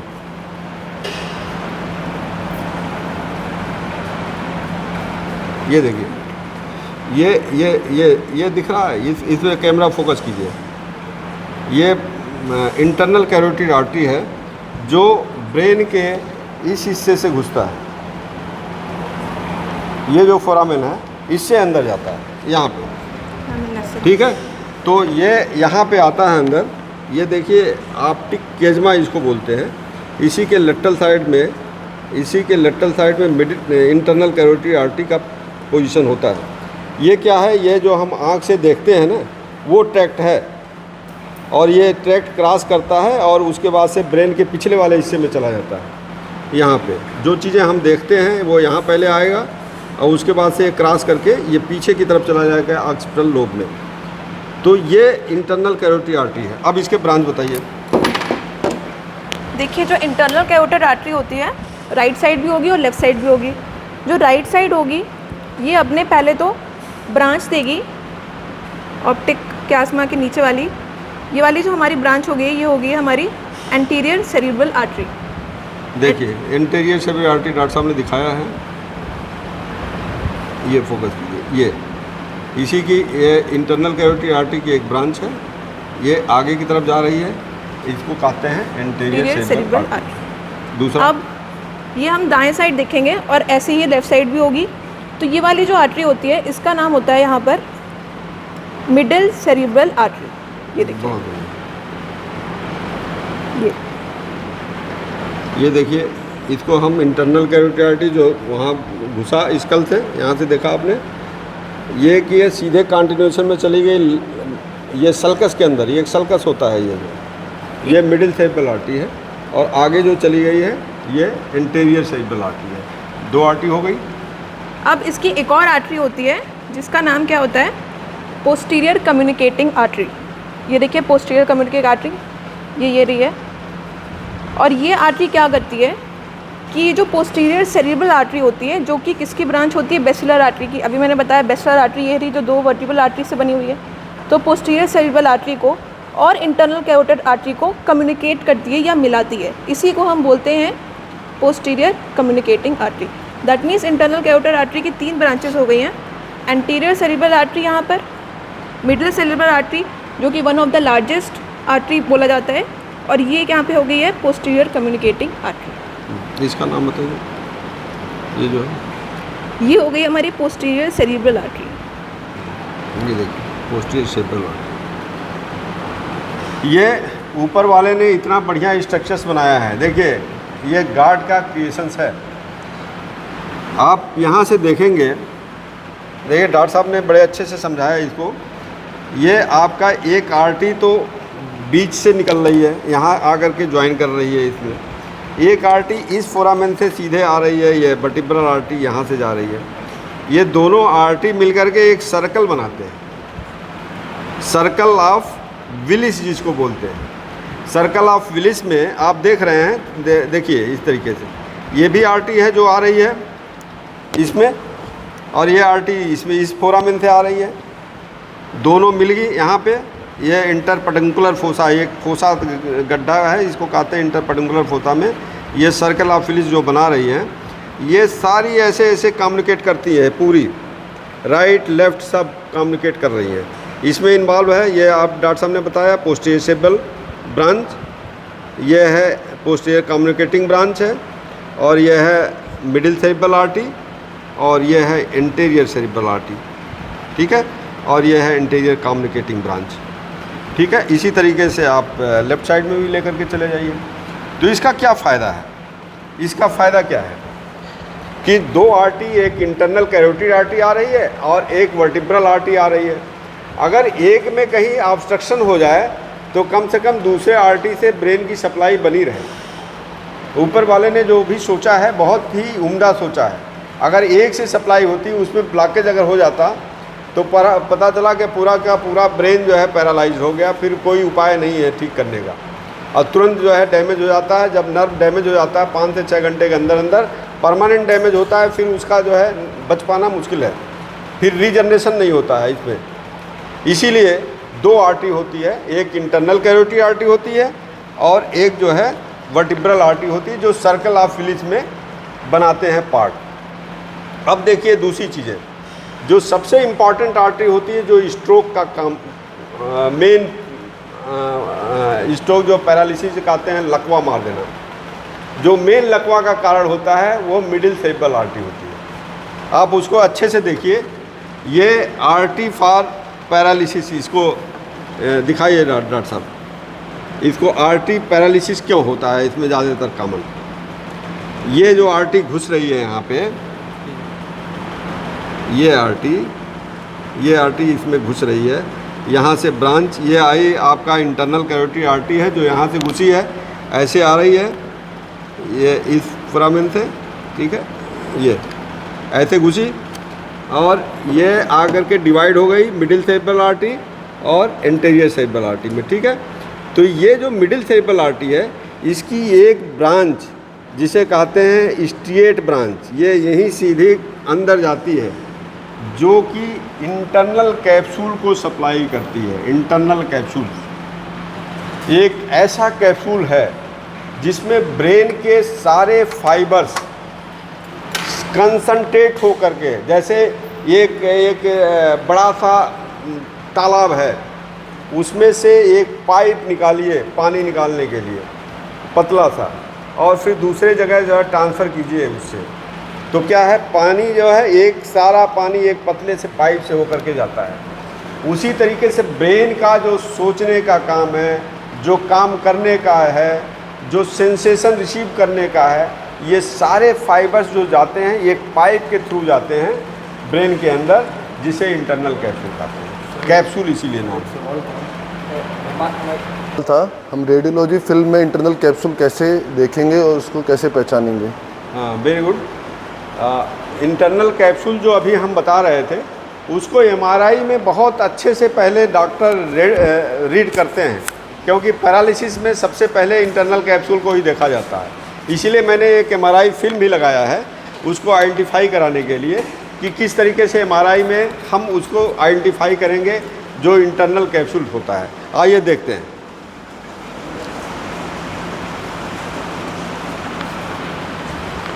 इसमें कैमरा फोकस कीजिए, अगर आ जाओ बेटा, आ जाइए। आप ये देखिए, ये वेंट्रिकल्स है, ये लेटरल वेंट्रिकल्स का पार्ट है, और ये जो आपका वाइट जैसा स्ट्रक्चर दिखाई दे रहा है, ये थर्ड वेंट्रिकल्स है। इसके किनारे पे ये वाइट स्ट्रक्चर है, ये थैलमस है, और ये है लेंटिकुलेट न्यूक्लियस है। इसके बीच में जो ये दिखाई दे रहा है कुछ डार्क एरिया, ये डार्क एरिया बीच में दिखाई दे रहा, यस सर। दिख रहा, यही इंटरनल कैप्सूल्स होता है। ये थैलमस मीडिली होता है और ये लेंटिकुलेट न्यूक्लियस जो है लेटरली होता है। ठीक है, तो ये जो डार्क एरिया है इसको हम आइडेंटिफाई करते हैं। अगर इसमें कोई इन्फेक्शंस है तो अलग तरीके से बहुत डार्क दिखेगा, अगर कोई ब्लीडिंग है तो वाइट दिखेगा। तो हम देख लेते हैं कि यहाँ पे कोई लीजन तो नहीं है इंटरनल कैप्सूल में, तो इस तरीके से हम एमआरआई में पहचानते हैं। इसका क्या फ़र्क पड़ता है, छोटे से एरिया में कोई भी लीजन हो जाए, डिस्ट्रक्शन हो जाए तो बड़ा इफेक्ट पड़ता है इंटरनल कैप्सूल में। छोटे से एरिया से सारी फाइबर्स जा रही हैं, अब उसमें अगर थोड़ा सा भी लीजन हो जाए, डिस्ट्रक्शन हो जाए तो बड़े एरिया में पड़ता है।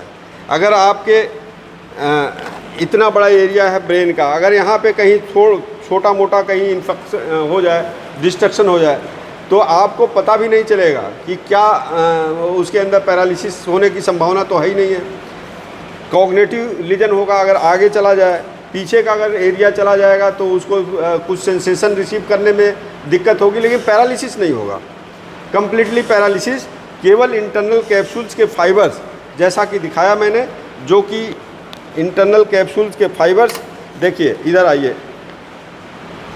वहाँ से निकल करके ये बंडल के रूप में फाइबर्स आती हैं, इसे सेरिब्रल पेडुंकल्स कहते हैं। और ये सीधे स्पाइनल कार्ड में फाइबर्स लेकर के जाती है, राइट साइड की लेफ़्ट साइड में, लेफ़्ट साइड की राइट साइड में क्रॉस करती है यहाँ पे मेडुला में, तो इसे पिरामिडल ट्रैक्ट्स कहते हैं। ये इसीलिए दाहिना बाएं को कंट्रोल करता है, बायां ब्रेन दाहिने को कंट्रोल करता है। क्रॉसिंग कहाँ होती है सारे फाइबर्स की? क्रॉसिंग यहाँ होती है, ब्रेन स्टेम में होती है।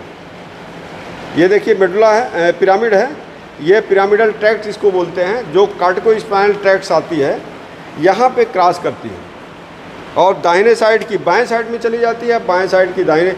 इसी तरीके से सेंसरी भी क्रॉस करती है इसके ऊपर, जो सेंसेशन हम जैसे सुनने का काम है, स्किन में टच वगैरह का काम है, ये सब भी जो सेंसेशन जाती है ना ऊपर, ये भी क्रॉस होकर के आती है। दाहिने का आपका बायां ब्रेन करेगा और बाएं का दाहिना ब्रेन करेगा। लेकिन एक चीज़ ध्यान रखिए, स्पीच एरिया जो है, कुछ चीज़ों में ब्रेन डोमिनेंट होती है। स्पीच एरिया जो होती है बाएं साइड में होता है, बाएं लेफ़्ट साइड का डोमिनेंस होता है। अगर जो बताया जहाँ से स्पीच प्रोडक्शन होती है, ब्रोकाज एरिया, ये देखिए एरिया, इस ब्रोकाज एरिया में राइट साइड में अगर डैमेज हो तो स्पीच पे फ़र्क नहीं पड़ेगा, लेकिन लेफ़्ट साइड का अगर ये ब्रोकाज एरिया जाएगा तो स्पीच पे फ़र्क पड़ेगा, बोलने में असमर्थ रहेगा, उसको समझने में कोई दिक्कत नहीं होगी, वर्ड को समझेगा, इंटेलिजेंस भी रहेगा, लेकिन जब बोलेगा तो बोलते समय उसकी आवाज़ लड़खड़ाएगी। तो ये लेफ़्ट साइड का ही पैरालिसिस होने पे होगा। अगर किसी की राइट पैरालिसिस है, किसी मरीज़ को, आप उससे अगर कोई चीज़ बुलवाइए तो उसकी ज़बान ज़्यादा लड़खड़ा जाएगी, वो बोल नहीं पाएगा, प्रोडक्शन नहीं हो पाएगा। क्यों? क्योंकि राइट साइड का पैरालिसिस का मतलब ब्रेन का लेफ़्ट हिस्सा गया है, लेफ़्ट हिस्सा गया है तो बोलने में ज़्यादा उसको दिक्कत होगी। अगर उस किसी के लेफ़्ट का पैरालिसिस हुआ, लेफ़्ट का हाथ नहीं उठ रहा है, तो उसको बोलने में दिक्कत नहीं होगी, हाँ बोलेगा। क्योंकि ये फेशियल हाफ साइड की मसल्स जो है और ये चूँकि पैरालाइज्ड है, इसलिए बोलेगा ज़रूर, लेकिन थोड़ा सा आवाज़ बनाने में उसको दिक्कत होगी, लेकिन क्लियर कर देगा, उसको यहाँ से दिक्कत नहीं है। तो इस तरीके से हम सेंसेशन को देखते हैं। अब एक चीज़, एक पार्ट ये भी है, थोड़ा सा इसको भी बता दें, सेरिबेलम, ये हिस्सा सेरिबेलम का है। ये हिस्सा एक्चुअली जब हम कोई मोटर काम करते हैं, कोई एक्शन में करते हैं, तो इसकी ट्यूनिंग करने का काम करता है ये। जैसे आप किसी को हाथ से मारने जा रहे हैं तो कितने डेप्थ तक हाथ आपके उस पर पड़ना चाहिए, ये सारा कैलकुलेशन करके देता है। अदरवाइज़ जो है आप या तो बहुत ज़ोर से मार देंगे, उसकी जबड़ा वबड़ा टूट जाएगा, या तो आपका हाथ यहाँ आते आते रुक जाएगा। तो ये कंट्रोल जो फाइन मोटर कंट्रोल होता है, ये इसी का काम होता है। इससे सिग्नल जब ब्रेन को जाता है कि भाई इतना ही आपको काम करना है, जो ब्रेन ने सोचा है मारने के लिए, तो इस तरीके से आप हाथ को ले जाएंगे और इतना ही एक्शन करेंगे, इतना ही स्ट्रेंथ लगाएंगे, तभी आपका हाथ जा कर के इतने डेप्थ तक उसको मार पाएगा।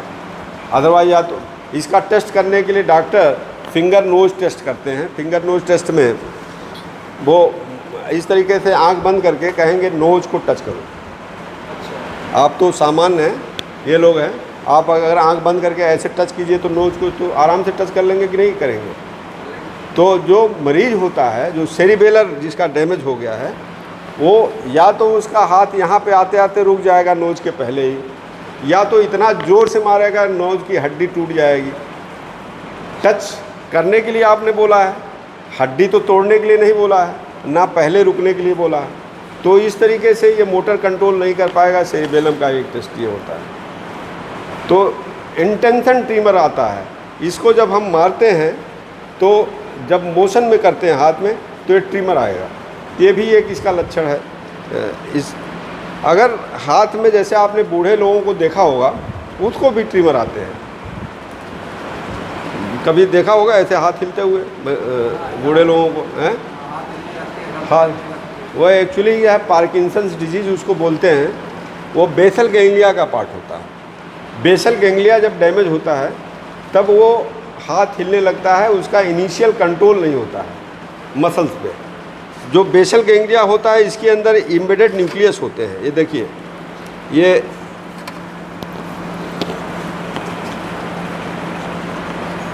ये जो बेसल गैंग्लिया होता है, इसके अंदर अगर हम एक चाकू लगाएं तो ये सीधे बेसल गैंग्लिया के पार जाएगा, या यहाँ से अगर हम चाकू लगा दें तो ये सब में बेसल गैंग्लिया एक न्यूक्लियस होती है।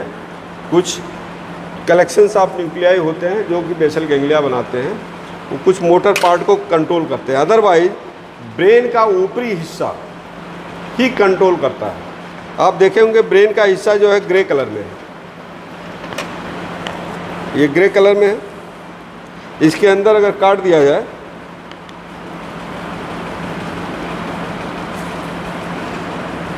ये जो फाइबर्स आते हैं, ये देखिए फाइबर्स ये है, ये ग्रे कलर में नहीं है, ये फाइबर्स हैं, ये सब वाइट होते हैं। वाइट फाइबर जो होते हैं ये केवल ले जाने वाला काम करते हैं। जो ग्रे होते हैं, जो कलर जो ग्रे होता है, ये सोचने के क्या काम करना है, कैसे करना है, डिसीजन लेने का काम, या कोई आपका सेंसेशन आ रहा है उसको इंटरप्रिटेशन करने का काम, कि कोई छू रहा है, टच कर रहा है, प्रेशर दे रहा है, पेन हो रहा है, या टेम्परेचर जला रहा है हमें, वो सारी सेंसेशन सरफेस से ही होती है। डीप में कुछ नहीं होता। ब्रेन के सारे डिसीजन सरफेस पे होते हैं, और जो बीच में है वो उसको ले जाने वाले केवल फाइबर्स होते हैं। अगर सरफेस का कोई एरिया अगर डैमेज हो जाए तो पर्टिकुलर वही एरिया जो मेन फंक्शन करता है वही आपका डैमेज होगा। अदरवाइज़ कोई ऐसा पैरालिसिस का अटैक नहीं आने वाला है आपका। सपोज दैट हम बता दें, आपके आगे वाला जो सेंट्रल सल्कस डॉक्टर साहब ने बताया अभी, इसके आगे ब्रेन में सरफेस पे अगर कोई लीजन अगर दिखाई दे रहा है तो यहाँ यहाँ यहाँ यहाँ ये एरिया अगर छोड़ दिया जाए, यहाँ एरिया केवल बुद्धि सोचने के लिए होता है, डिसीजन लेने के लिए होता है। तो आपका जजमेंट केवल जजमेंट जाएगा, बाकी पैरालिसिस नहीं होगा। जजमेंट चला जाएगा तो आप क्या करेंगे, बिहेवियरल चेंजेज आ जाएगी आपके अंदर। आपका जो कॉग्निशंस है, जो बुद्धि है, वो नहीं रहेगा। जो जैसे आप जा रहे हैं, आपको यूरिन कहाँ करना चाहिए, आप यही पैंट खोल करके शुरू कर दिए, मतलब आपके अंदर जो है जो बिहेवियरल चेंजेस आ जाएगी वो उस तरीके से। फ्रंटल लोब का जब डैमेज होता है तो जिसे पागल हम कहते हैं, एक्चुअल में पागल वो उनका और कोई फाइबर जो ट्रैक्स जाते हैं मोटर फाइबर से लेकर के प्री सेंट्रल गायरस से, वो नहीं डैमेज होते हैं, वो उसके आगे वाले फाइबर्स डैमेज होते हैं। उससे केवल कॉग्निशंस और बिहेवियरल चेंजेस होते हैं। पागल की तरह घूमते हैं लेकिन उनका चलने फिरने या खाने पीने में कोई दिक्कतें नहीं होती हैं, तो उनका केवल कॉग्निशंस लॉस होते हैं। इसी तरीके से पीछे की तरफ अगर कोई चीज़ सेंट्रल सल्कस के पीछे का हिस्सा डैमेज हो रहा है तो ये एरिया जो डॉक्टर साहब ने बताया ऑक्सीपिटल पोल है, इसको छोड़ दीजिए, अभी बता रहा हूँ। ये एरिया जो पैराइटल लोब है, इसमें अगर कुछ भी डैमेज हो रहा है तो आप किसी के छूने वूने पे कोई सेंसेशन आ रहा है उसको नहीं पहचान पाएंगे। आपके सुनने की जो प्रक्रिया है, जो टेस्ट लेने की प्रक्रिया है, जो कोई छू रहा है, हम आंख बंद करके भी बता रहे हैं हमारे शरीर में टच कोई कर रहा है, या कोई पेन सेंसेशन आ रहा है, कोई पिन चुभाया, या कोई जो है टेम्परेचर दिया, कोई आग से जला रहा है, तो ये सारी सेंसेशन हमारी वहाँ ख़त्म हो जाती है, वो हम नहीं रिसीव कर पाएंगे। इसीलिए ये पैराइटल लोब डैमेज होगा, लेकिन पैरालिसिस तब भी नहीं होगी। इसी तरीके से ये पीछे वाला पोर्शन, इसे कहते हैं विजुअल कॉर्टेक्स ऑक्सीपिटल लोब। इसमें जो होता है विजुअल, जो आँख से हम देखते हैं, वो फाइबर रिसीव होकर के इसी पीछे वाले पोर्शंस में जाते हैं। और ये देखिए यहाँ पे मैंने मीडियल साइड का बनाया हुआ है डायग्राम, इसको फोकस कीजिए। तो ये जैसे पैरासेंट्रल लोबिल जो बनाया था मीडियल सरफेस का है, ये ब्रेन का जो आधा कटा हुआ भाग है, ये इस तरीके से बना हुआ है। ये पैरासेंट्रल लोबिल जो मैंने बताया था, ये मिक्चुरेशंस और डेफिकेशंस, मतलब यूरिन करने का और स्टूल पास करने का ये सेंटर है। यहाँ महसूस भी होगा और मसल्स जो है उसको कमांड भी देगा, ऑर्डर भी देगा कि हाँ ठीक है, अब जगह सही है, अब आप यूरिन कर सकते हैं या डेफिकेट कर सकते हैं। ठीक है, तो ये मीडियल सरफेस पे ये एरिया होता है। ये जो बीच में है कार्पस कैलोथम, ये एरिया जो होता है, ये दोनों ब्रेन को जोड़ता है। दोनों ब्रेन को, जो दो सेरिब्रल हेमिस्फीयर इस तरीके से, ये दोनों को जोड़ने वाले फाइबर्स ले जाते हैं। कुछ चीज़ें आप राइट ब्रेन के डोमिनेंसी से करते हैं और कुछ जो है लेफ़्ट से करते हैं। लेफ़्ट को मैंने बताया कि लेफ़्ट ब्रेन डोमिनेंसी कहाँ होता है, जैसे स्पीच एरिया, और राइट जो है आर्टिस्टिक, उसको क्रिएशंस, उसकी सोच होती है आर्टिस्टिक में।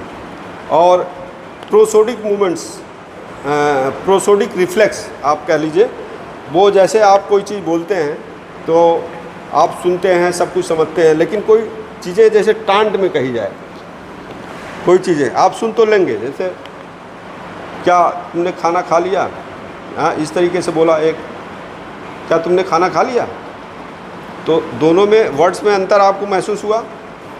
एक में चेतावनी है क्या मेरे से पहले खा लिया, है ना, और एक में पूछा जा रहा है सामान्य रूप से। ये राइट साइड का, इसे कहते हैं प्रोसोडिक रिफ्लेक्स, उसके अंदर डोमिनेंट होता है। अगर राइट साइड का डैमेज हो गया है तो आप सुनेंगे, समझेंगे, लेकिन टांट को नहीं समझ पाएंगे। कोई जोक्स मार रहा है, आप उस जोक को नहीं समझ पाएंगे ठीक से। टांटिंग जोक्स जो होते हैं वो टोन के लैंग्वेज, टोन को पहचानना, ये काम राइट साइड का करता है। तो इस तरीके से कुछ चीज़ें लेफ़्ट साइड में डोमिनेंट होती है, कुछ चीज़ें जो है राइट साइड में डोमिनेंट होती है। तो इस तरीके से चलती है ब्रेन, और ये कार्पस कैलोसम उसको जोड़ता है।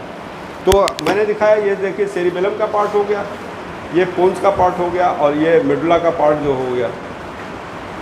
हेमरेज अगर कहीं हो जाए, इंटरनल कैप्सूल्स में हेमरेज हो जाए, जो मैंने दिखाया इंटरनल कैप्सूल्स में, देखिए 3 जगह हेमरेज को हम कैसे पहचानते हैं अगर हो गया तो। अगर आपके इंटरनल कैप्सूल में हेमरेज हो गया तो पैरालिसिस पूरी की पूरी लेफ्ट साइड में होगी। ठीक है, पूरी की पूरी लेफ्ट साइड की। एक राइट साइड की पैरालिसिस अगर ब्रेन में हुई तो लेफ्ट साइड की पूरी ये नीचे से, यह आँख के नीचे पूरी मसल्स, ये फेस की, और पूरा हाथ, एक साइड का पूरा पैर, ये पूरा पैरालिसिस हो जाएगा अगर लेफ़्ट साइड के इंटरनल कैप्सूल में कोई डैमेज हुआ। ठीक, लेकिन फेशियल नर्व के केस में सर मेरा एक सवाल था। हाँ सर, जैसे फेशियल नर्व पैल्सी होती है सर, वैसे तो ये ब्रेन का हिस्सा है, तो सर दिमाग वाले डॉक्टर को दिखाना चाहिए, पर सर हम इसे मतलब नाक कान गले के डॉक्टर को क्यों दिखाते हैं? हाँ, कभी कभी इनका सवाल बड़ा जेन्युइन है। कभी कभी आप जाते हैं, पैरालिसिस हो गई लेफ़्ट साइड की, तो डॉक्टर के पास गए, न्यूरो के पास, वो आपको नाक कान गला में भेज देते हैं कि आप वहाँ दिखा लीजिए। तो होता क्या है कि न्यूरो के डॉक्टर तो केवल ब्रेन का देखते हैं, नाक कान गला के डॉक्टर जो कान में एक नस जाती है, जो डॉक्टर साहब ने अभी बताया था, फेशियल नर्व जिसको बोलते हैं, जो आपके फेस के मसल्स को चलाती है। तो मैंने ये कहा कि जो पहला मोटर न्यूरॉन में 2 नर्व इन्वॉल्व होते हैं। पहला न्यूरॉन जो आएगा ब्रेन के हायर सेंटर से, हायर सेंटर इसको बोलते हैं, यहाँ से जो आएगा फ्रंटल एरिया पे, वो जा कर के फेशियल नर्व न्यूक्लियाई में आपके पहला न्यूरॉन इन्फॉर्मेशन पूरा दे देगा। वहाँ से दूसरा न्यूरॉन निकलता है जो कि लेकर के फेशियल मसल्स को सप्लाई करता है, जो फेशियल मसल्स को चलाते हैं, मांसपेशियों को खींचने का काम करते हैं। तो जैसे इनका सवाल यह था कि क्यों भेज देते हैं, तो कभी कभी आपने देखा होगा केवल फेस की पैरालिसिस हो जाती है किसी किसी में। अब आप घबरा गए कि फेस की पैरालिसिस हो गई, तो वो एक्चुअली क्या होता है, लोअर मोटर न्यूरॉन होता है जिसे बेल्स पाल्सी कहते हैं। बेल्स पाल्सी कहते हैं, उसका पहचानना बड़ा आसान है कि ये बेल्स पाल्सी है कि पूरी पैरालिसिस है, ब्रेन से उत्पन्न है। तो ये जैसे इधर आओ, अगर बेल्स पाल्सी हो रही है, केवल फेस की पैरालिसिस हो रही है जो लोअर मोटर न्यूरॉन है और फेशियल नर्व की वजह से हो रही है, तो ये जो ललाट पे रेखाएं पड़ रही है ना, ये ऐसे करो आश्चर्य वाला चिन्ह, ये देखिए, ये जो रेखाएं बन रही है, ये जो रेखाएं होती है लोअर मोटर न्यूरॉन में पूरी की पूरी गायब हो जाती है। ये पूरा पैरालिसिस, इस मसल का पूरा ये रेखाएं भी नहीं दिखेंगी एक साइड में। लेकिन अगर अपर मोटर न्यूरॉन का पैरालिसिस हुई, जैसे पूरा शरीर पैरालाइज्ड करता है, तो ये रेखाएं पूरा जैसा फिर से बनाओ, ये पूरी की पूरी रेखाएं पूरे दोनों साइड में ये मौजूद रहेंगी, पूरी की पूरी। ये बहुत इंपॉर्टेंट फीचर्स है इसको पहचानने में। अगर आपने पहचान लिया तो आपको नाक कान गला के डॉक्टर के पास आ जाओ इधर। अगर आप जान लिया तो आपको सीधे जान लेना चाहिए कि नाक कान गला वाले डॉक्टर देखेंगे, क्योंकि कान में इन्फेक्शन होने से हुआ है। फेशियल नर्व का कोर्स जो होता है, कान की जो ये होती है, यहाँ से अंदर होती है और यहाँ से बाहर निकलती है। यहाँ ये तो कान है, कान का ये अंदर वाला हिस्सा है, और यहाँ से नस घुसती है और यहाँ से बाहर निकलती है। स्टार्ट फोरामेन जाओ दिखाना। तो एक जगह से इंटरनल आर्टरी कैनाल से निकलती है और स्टाइलोमास्टाइड फोरामेन से बाहर निकलती है। टूट गया है ये है, हाँ, यहाँ से बाहर निकलती है, ठीक है। तो ये जो है पूरे कैनाल में ये है स्टाइलोमास्टाइड फोरामेन, ये देखिए यहाँ से बाहर निकलती है। और यहाँ पे एक ग्लैंड होती है, पैरोटिड ग्लैंड जिसे कहते हैं, उस पैरोटिड ग्लैंड से होकर के पूरे मसल को सप्लाई करती है फेशियल नर्व जो होती है। तो ये फेशियल नर्व जब कान में इन्फेक्शन होता है तो वहाँ थोड़े समय के लिए इन्फेक्शन की वजह से उसके अंदर इन्फ्लेमेशन आ जाती है, सूजन आ जाती है। अब जब सूजन आ जाएगी, टेम्परेरी उसकी ब्लॉकेज हो जाती है। नर्व का जो कंडक्शन है, जो ऑर्डर लेकर के जा रहा है फेशियल मसल को चलाने के लिए, तो तुरंत जो है सूजन आ गया है तो वो काम करना बंद कर देती है। इसे कहते हैं टेम्परेरी ब्लॉकेज, टेम्परेरी काम न करना, डिसफंक्शन। और ये 100% सबको मैं बताना चाहता हूँ, अगर इमीडिएट डॉक्टर के पास पहुँचिए तो इसकी 100% इलाज है रिकवरी की। पूरी फेस जैसे पहले काम कर रही थी वैसे पहले की तरह काम करना शुरू कर देगी। इसमें कोई परेशान होने की ज़रूरत नहीं है किसी को। टाइम पीरियड कितना होता है इसका? कोई टाइम पीरियड, जितना जल्दी आप जाएंगे उतना जल्दी रिकवरी हो जाएगा। अगर लेट से जाएंगे तो हो सकता है 2 से 3 महीना टाइम लगे, लेकिन 1 महीने के अंदर अंदर रिकवरी हो जाती है 99%। और धीरे धीरे 10% जो है 5 से 6 महीने में वो भी रिकवरी हो जाती है कंप्लीट। तो ये हो गया, ये लोअर मोटर न्यूरॉन टाइप का पैरालिसिस है। जो भी लोअर मोटर न्यूरॉन होती है पैरालिसिस, वो पूरे के पूरे एरिया को पैरालाइज करती है और डैमेज करती है, जिसको सप्लाई करती है। ये ऊपर वाला क्यों नहीं होता है अपर मोटर न्यूरॉन में? क्योंकि इसके न्यूक्लियस को जो हायर सेंटर से इंफॉर्मेशन लेकर के आता है, वो दोनों फेशियल न्यूक्लियाई को फाइबर दे देता है। ऊपर से कमांड चलता है, वो राइट में जाएगा, लेफ्ट में जाएगा। चाहे राइट साइड का कमांड चले, चाहे लेफ्ट साइड का कमांड करे चले। तो इसलिए जो है ऊपर वाला जो फोरहेड का पार्ट है वो पैरालाइज नहीं होते हैं। ऑक्सीपिटोफ्रंटलिस मसल पैरालाइज नहीं होती है, जिससे रेखाएं बनती हैं। जब भी लकवा मारता है आप देखिए, अगर उसको हेमरेज ब्रेन में होगा तो यहाँ पे आपको पूरे की पूरी जो है निशान मिलेंगे हॉरिजॉन्टल पूरे ललाट में। लेकिन अगर केवल फेस की पैरालिसिस हो रही है तो पूरे एक साइड की जो है निशान गायब हो जाती है। पूरी पैरालाइज होती है। तो इस तरीके से इसको बेल्स पाल्सी कहते हैं। तो आज हम यहीं तक ख़त्म करें और कुछ जानना? देखने का है तो वो दिमाग में किस हिस्से में होता है? देखिए, हाँ, यस, वो रह गया था। हाँ, आ जाओ तुम लोग, थोड़ा सा नज़दीक भी आ जाओ। कल मैं क्लास लिया था तो बताया था, देखिए जब हम देखते हैं आँख से, आप भी आ जाइए इधर, थोड़ा सा दूर से। तो देखिए राइट साइड की हम फील्ड, जिसको आता है field of vision, right side की जो चीज़ें आ रही है, ये आ रही है इधर मीडियल साइड में, जो इधर की आ रही है ये इधर लेफ्टल साइड में आ रही है रेटिना। तो इस आँख की जो रेटिना है, रेटिना ऐसे गोल गोल है रेटिना, ठीक है, ऐसे है रेटिना बना हुआ है, जहाँ पे सेंसेशन रिसीव होता है आँख से जब भी पास होकर के जाता है तो इस रेटिना के अंदर रिसीव होता है। तो इधर की जो फाइबर्स आएंगी तो सीधे इधर आ जाएंगी, इधर की जो फाइबर आएंगी इधर आएंगी, ठीक है। ये मीडियल साइड हो गया, ये लेफ्टल साइड हो गया। इसी तरह के दूसरे आँख का भी कर लीजिए। तो फाइबर जब रिसीव होती है तो यहाँ पे देखिए ब्रेन का ये हिस्सा देखिए, ये आँख वाला हिस्सा था जहाँ से ये फाइबर्स आई और यहाँ पे ये क्रॉस करती है। जो मीडियल साइड वाली होती है वो चली जाती है दूसरे साइड में, जो लेफ्टल साइड वाली होती है वो उसी साइड में चली जाती है। इस तरीके से ये देखिए, ये फाइबर्स है, ये विजुअल ट्रैक्ट है, ये जो है ये ऑप्टिक नर्व से लेकर के आती है यहाँ पर में, और इसको ऑप्टिक किएज्मा कहते हैं। और ये ऑप्टिक ट्रैक्ट है, ये ऑप्टिक ट्रैक्ट है जो ये पीछे की तरफ जा रही है। अब पीछे की तरफ कहाँ जा रही है? ये थैलमस के पीछे जा रही है। ये थैलमस आपको दिखाया था, यहाँ पे आप देखेंगे ये थैलमस है। अब यहाँ पे दो मटर के दाने की तरह ऐसे देखिए, वो न्यूक्लियस टाइप का मटर के दाने जैसा दिख रहा है जी। ये लेटरल जेनिकुलेट बॉडी इसको बोलते हैं, लेटरल साइड में है। ये लेटरल साइड, ये लेटरल साइड में है और ये मीडियल साइड में, मीडियल जेनिकुलेट बॉडी। तो लेटरल वाला जो है इसमें देखिए ये ट्रैक्ट आकर के मिल भी रहा है, ये optic tract lateral geniculate body में आता है यहाँ पे। और यहाँ से फिर रिले होता है इंफॉर्मेशन, वो जाता है विजुअल कॉर्टेक्स में, जो कि देखने का काम करता है। ये मैंने बताया था कल आप लोगों को कि कैल्क्राइन सल्कस है। कैल्क्राइन सल्कस के आइदर साइड में एरिया नंबर 17 इसको बोलते हैं।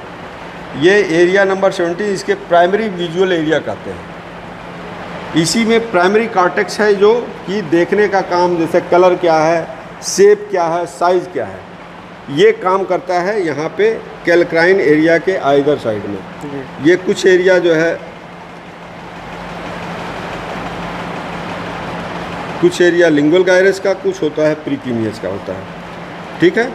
तो ये प्राइमरी विजुअल कॉर्टेक्स है, इसमें केवल साइज़, कलर और शेप कैसा है ये फीलिंग होगा, लेकिन वो बता नहीं पाएगा है क्या चीज़। जैसे शेप किसी को दे दिया जाए बताने के लिए, तो ये अगर डैमेज हो गया तो पहली चीज़ तो पूरा विजुअल एरिया नहीं आएगा। इसके किनारे किनारे सेकेंडरी विजुअल एरिया होता है, एरिया नंबर 18, एरिया नंबर 19, यहाँ पे ये पूरा। तो ये पूरा ऑक्सीपिटल लोब जो है विजुअल एरिया। अब ये जो एसोसिएशन एरिया है ये आपको डिफाइन करते हैं पास्ट मेमोरी से।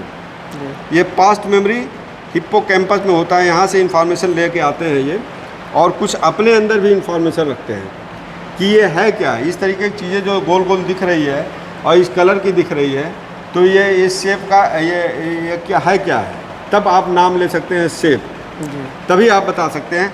अदरवाइज केवल इसी एरिया से आप नहीं बता सकते हैं। ये पूरा एरिया इंटैक्ट होना चाहिए। अगर ये एरिया डैमेज हो गया, ये एरिया आपका काम कर रहा है, तो आप कोई भी चीज़ दे दीजिए, ये दे दीजिए, आप तो बताएंगे ऐसे ऐसे है, इसका शेप और साइज ऐसे बना हुआ है, लेकिन इसका नाम फुर्सत नहीं बता पाएंगे। अगर देखने की क्षमता डॉक्टर साहब कैसे कम होती है? आँखों की रोशनी, चश्मा लगाना, ये इसमें देखिए, अब जब आपने देखा है, ये अगर कोई भी ट्रैक्ट में कहीं भी लीजन होगा तो उसी हिसाब से डैमेज हो जाएगा, आपका आँख की ब्लाइंडनेस हो जाती है। जहाँ पे डैमेज होगा उसके हिसाब से ये लंबा हो जाएगा अगर हम इसको बताना शुरू करेंगे।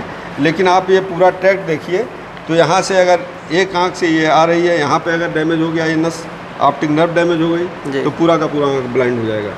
लेकिन अगर यहाँ पे डैमेज हो रहा है तो पूरा आँख ब्लाइंड नहीं होगा। इसलिए नहीं ब्लाइंड होगा कि क्रॉस होकर के इधर से भी फाइबर्स आ रहे हैं, इधर क्रॉस करके इधर चले जा रहे हैं, तो ये वाला फाइबर जो क्रॉस करके इधर जा रहा है ये आपका इंटैक्ट है, और इधर से जो फाइबर्स आ रहा है कुछ फाइबर्स इसके आ रहे हैं तो ये वाला तो ब्लॉक हो जाएगा जो इधर से आ रहे हैं। लेकिन जो इधर वाले फाइबर आ रहे हैं ये आपका इंटैक्ट है, तो ये काम करेंगे। तो इस तरीके कहाँ पे जो है आपका डैमेज हुआ उस तरीके से आँखों पे फ़र्क पड़ता है। अब आपने चश्मा लगाने का जो काम पूछा है वो अलग चीज़ें हैं। वो क्या है, पावर कम होना और ज़्यादा होना, ये मसल्स जो होती है, जो सिलरी मसल्स होती है उसकी वजह से कंट्रोल करता है लेंस का पावर बढ़ाने घटाने का। लेंस हमारा क्या होता है, एक जेली लाइक होता है, आप ऐसे जैसे शीशे की तरह कठोर नहीं होता है। उसके ऊपर जो है सिलरी मसल्स लगे रहते हैं, ठीक है। अब जब सिलरी मसल्स ऐसे खींचते हैं तो पतला हो जाएगा, जब रिलैक्स होते हैं तो मोटा हो जाएगा। अब आपने कॉन्वेक्स लेंस देखा होगा, जब पतला कॉन्वेक्स लेंस करते हैं तो उसकी फोकल लेंथ क्या हो जाती है, कम हो जाती है। जब जो मोटा कॉन्वेक्स लेंस लेते हैं तो फोकल लेंथ जो है बढ़ जाती है। फोकल लेंथ का मतलब क्या होता है, जब कोई भी रेज ऐसे पास करके जाए तो जितना नज़दीक आपके जाके कन्वर्ज हो जाए सारी, उसका फोकल लेंथ उतना ज़्यादा माना जाए। मोटे लेंस का आपने देखा होगा, जब जितना मोटा लेंथ होगा आप ऐसे सूर्य के सामने रोशनी के सामने कीजिए, कागज़ यहाँ रखिए, कागज़ को जला देता है। हाँ, सूर्य की किरणों को पूरे कंसंट्रेट करके और वो जो है एक जगह करके फोकस कर दिया आपने, उसी को फोकल लेंथ कहते हैं। तो जब मसल्स होती है ये सिलरी मसल, ये लेंस को बढ़ाने और घटाने का काम करती है। फोकल लेंथ बढ़ा दिया, फोकल लेंथ घटा दिया। तो जैसे दूर देख रहे हैं आप, आपका दिखाई दे रहा है, जब तक किसी भी चीज़ को फोकस पे नहीं रखेंगे तब तक वो ब्लर्ड दिखाई देगा। जैसे आपका कैमरा ही है, फोकस एडजस्ट करते हैं ना, उसी तरीके से आंखें भी फोकल लेंथ एडजस्ट करती हैं। तो फोकल लेंथ एडजस्ट करने का काम सिलरी मसल करती है। अब सिलरी मसल आपको वीक हो जाएगा मसल ओल्ड एज में, और कभी कभी क्या होता है तो भी आपका फोकल लेंथ नहीं, चश्मा लगाना पड़ेगा उसको एडजस्ट करने के लिए, क्योंकि ज़्यादा पावर जब बढ़ जाता है तो ये ज़्यादा कम और ज़्यादा नहीं कर पाती है, एक लिमिट हो जाती है इसकी। तो आपको थोड़ा सा ये चश्मे से करना पड़ता है और बाकी ये काम कर लेती है। दूसरा मोतियाबिंद होता है, जिसकी वजह से वो जो रेज जा रही है वो पास नहीं कर रही है पूरी की पूरी। मोतियाबिंद होता है एक जो है, जो लेंस के अंदर जो फ्लूइड होती है, जेली लाइक होती है, वो पक जाती है। मतलब उसके अंदर जो पहले रेज ट्रांसपेरेंटली चली जाती थी, अब वो रुकावट के साथ जा रही है। उसके अंदर जो है, जैसे गंदगी, पानी में गंदगी आ जाना, तो गंदगी आ गया तो कोई चीज़ अंदर की तली में दिखाई नहीं देगा ना उतना। उसी तरीके से इसके बीच में लेंथ में आ जाती है गंदगी, तो उसको मोतियाबिंद कहते हैं। ये गंदगी आती कैसे डॉक्टर? धीरे धीरे मैचुरेशन हो जाता है उसमें। ओल्ड एज में कुछ चीज़ें होती है, प्रोटीन्स वगैरह होती है जो पक जाती है धीरे धीरे करके, वो एज चेंजेस होते हैं अपने आप जो है, वो धीरे धीरे ट्रांसपेरेंट नहीं रह जाती है। किसी चीज़ की नेचर है, कैरेक्टर्स है, वो पहले ट्रांसपेरेंट है, बाद में धीरे धीरे उसके अंदर रेज पास करना बंद हो गया, तो उसी गंदगी कहते हैं ना, जैसे पानी के अंदर है। तो वही चीज़ इसके अंदर हो जाती है। कुछ प्रोटीन्स हो जाते हैं ऐसे जो पहले ट्रांसपेरेंट होते हैं, बाद में धीरे धीरे जम जाते हैं, उसको मोतियाबिंद कहते हैं। उसमें से रेज पास नहीं करती। तो वो दूसरी सवाल थी, वो आँख से संबंधित। तो हम जो है पीछे की तरफ जो है हॉस्पिटल, इसीलिए कहते हैं बच्चों को ऐसे पढ़ाते समय ऐसे पीछे जोर से मार दिया, कभी कभी डार्कनेस हो जाती है, ब्लैक स्पॉट आ जाता है, एकदम से आंखें देखना बंद कर देती है। तो चूंकि ये विजुअल एरिया पीछे की तरफ है, पीछे इस पर स्टक आपने मार दिया जोर से, अगर जोर से मार दिया तो थोड़े समय के लिए इसको शॉक लग जाता है। इसे हॉस्पिटल शॉक बोलते हैं, जो तत्काल के लिए ब्लैकआउट हो जाता है, उसके सामने अंधेरा छा जाएगा। इसलिए कहते हैं बच्चों को पढ़ाते समय पीछे मत मारा कीजिए भाई। एक डॉक्टर साहब, जैसे दिमाग में थक्के जम जाते हैं, हाँ, मंदबुद्धि हो जाते हैं लोग, तो उसका क्या कारण होता है? थक्के जमना अलग है, मंद बुद्धि होना अलग है। मंद बुद्धि होने का मतलब ब्रेन पूरा मैच्योर्ड नहीं है, और थक्का जमना, थक्का जैसे मैंने बताया, थक्का आर्टरी में जमता है। धीरे धीरे आपका एक चीज़ और बताना चाहेंगे जो कि आप कौन कौन लोग लकवा के लिए प्रो होते हैं, ये जिनको ये तो जेनेटिक भी होती है इसमें। जेनेटिक इसलिए माना जाता है जैसे आपके ख़ानदान में किसी को लकवा पहले से मारा हुआ तो आप सतर्क हो जाइए, या तो आपको हाइपरलाइपिडीमा एथेरोस्क्लेरोसिस की बीमारी है पहले से, या डायबिटिक अगर हैं तो एंजियोपैथी होती है, या आपका ब्लड प्रेशर बहुत हाई बढ़ा हुआ है। तो 3 कंडीशन होते हैं इसको प्रो करने के लिए कि आपको लकवा होने के चांसेस इसके मतलब पूरे के पूरे हैं। या चौथी होती है एनरिज्म। एनरिज्म क्या होता है? गुब्बारे की तरह आर्टरी आपकी फूल जाती है। जो भी आर्टरी होती है इस तरीके से, एक चाक है कोई छोटा, जैसे ये है, ये इसी के अंदर ब्लड फ्लो हो रहा है और ये यहाँ पतली हो गई दीवार और ये गुब्बारे की तरह जो फूली हुई है इसको एनरिज्म कहते हैं। एनरिज्म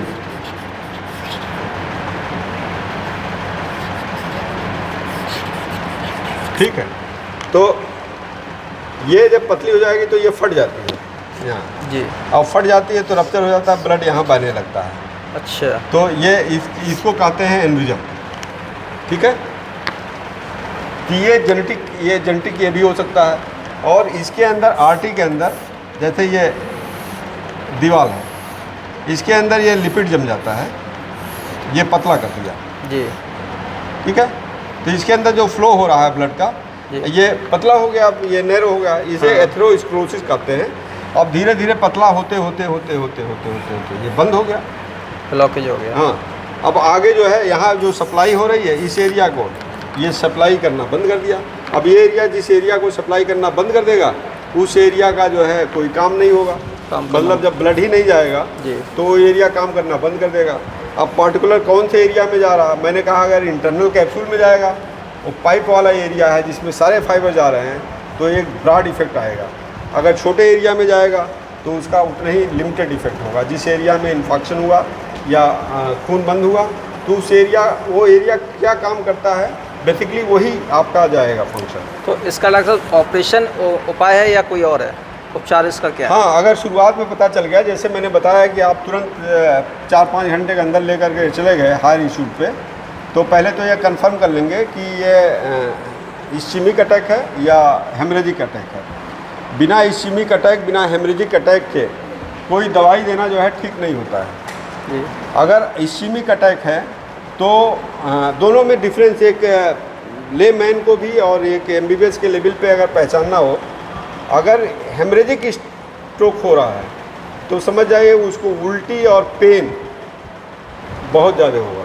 अच्छा, हाँ, उल्टी भी महसूस होगा और पेन भी बहुत ज़्यादा होगा और उसका प्रोफाउंड इफेक्ट होगा, बहुत ज़्यादा पैरालिसिस, एकदम से गिर जाएगा लड़खड़ा करके, और ये उसको कहेगा बहुत तेज़ सिर दर्द हो रहा है, उल्टी जैसा भी महसूस करेगा। तो ये हेमरेज है इसका इंडिक। लेकिन जब तक हम CT MRI नहीं कराएंगे हम कंफर्म श्योर नहीं हो सकते हैं।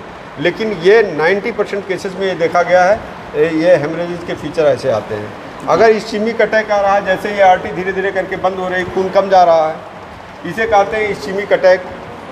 ठीक है जी। तो इस्चीमिक अटैक अगर आया तो धीरे धीरे पार्टी में है, बंदा है, खड़ा है, डांस वांस कर रहा है, अचानक से हल्का सा ऐसे ऐसे लहराएगा और लड़खड़ाएगा, उसको ना कोई पेन होगा ना उल्टी जैसी महसूस होगी, और उसके बाद अचानक से गिर जाएगा जी। हैं, तो इस तरीके का है तो समझ जाइए इस्चीमिक अटैक है।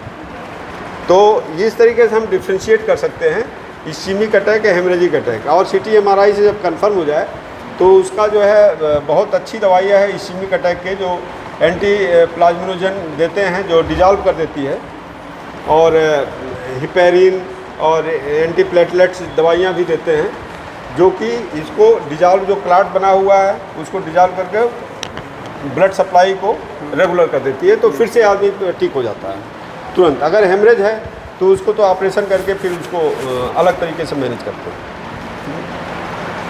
तो और कुछ बस अभी फ़िलहाल तो डॉक्टर इतने ही, और तो चलिए इसमें इतना रहा, कुछ चीज़ें छूट जाती। देखिए न्यूरोसाइंस बहुत बड़ा है जी जी। इसका या तो अलग अलग टॉपिक लेकर के, छोटा छोटा टॉपिक लेकर के हम इन लोगों को हम 1-2 दिन पहले पढ़ा देते हैं जी। इन लोग अवेयर रहते हैं। डीप नॉलेज, चूँकि पब्लिक में जाना है तो पब्लिक क्या समझेगी, बहुत ज़्यादा न्यूरो एनाटॉमी समझाने लगेंगे। नहीं तो समझ पब्लिक को उस ले लैंग्वेज में भी बताना होता है, थोड़ा सा इन लोगों को भी रिवीजन कराना होता जी, है, तो उस तरीके से बनाया जाता है। लेकिन है ये बड़ा लंबा टॉपिक। जी कोई और क्यूरियोसिटी हो इस मामले में तो आगे फिर हम एक आध छोटा मोटा क्लास ले लेंगे जिसमें वैसे ज़्यादातर कवर करने की कोशिश किया मैंने। जी और नहीं फिर बहुत अच्छा रहा। कमेंट्स जो आएंगे फिर उसके हिसाब से फिर मैं जो जी। है आगे फिर देखूंगा। ठीक ठीक है, ठीक चलो इन लोगों का सब ये हमारे सब शायद यार हैं पूरा घुमा देंगे और सामने देख सकते ये डिसेक्शन एरिया है। यहाँ देखिए डिसेक्शन कर रहे हैं पीजी हमारे बॉडी का हेड नेक का एरिया है जो डिसेक्शन चल रहा है अभी। तो इस तरीके से चलता रहता है और रिसर्च वर्क भी चलता रहता है इसमें। ओके चलिए।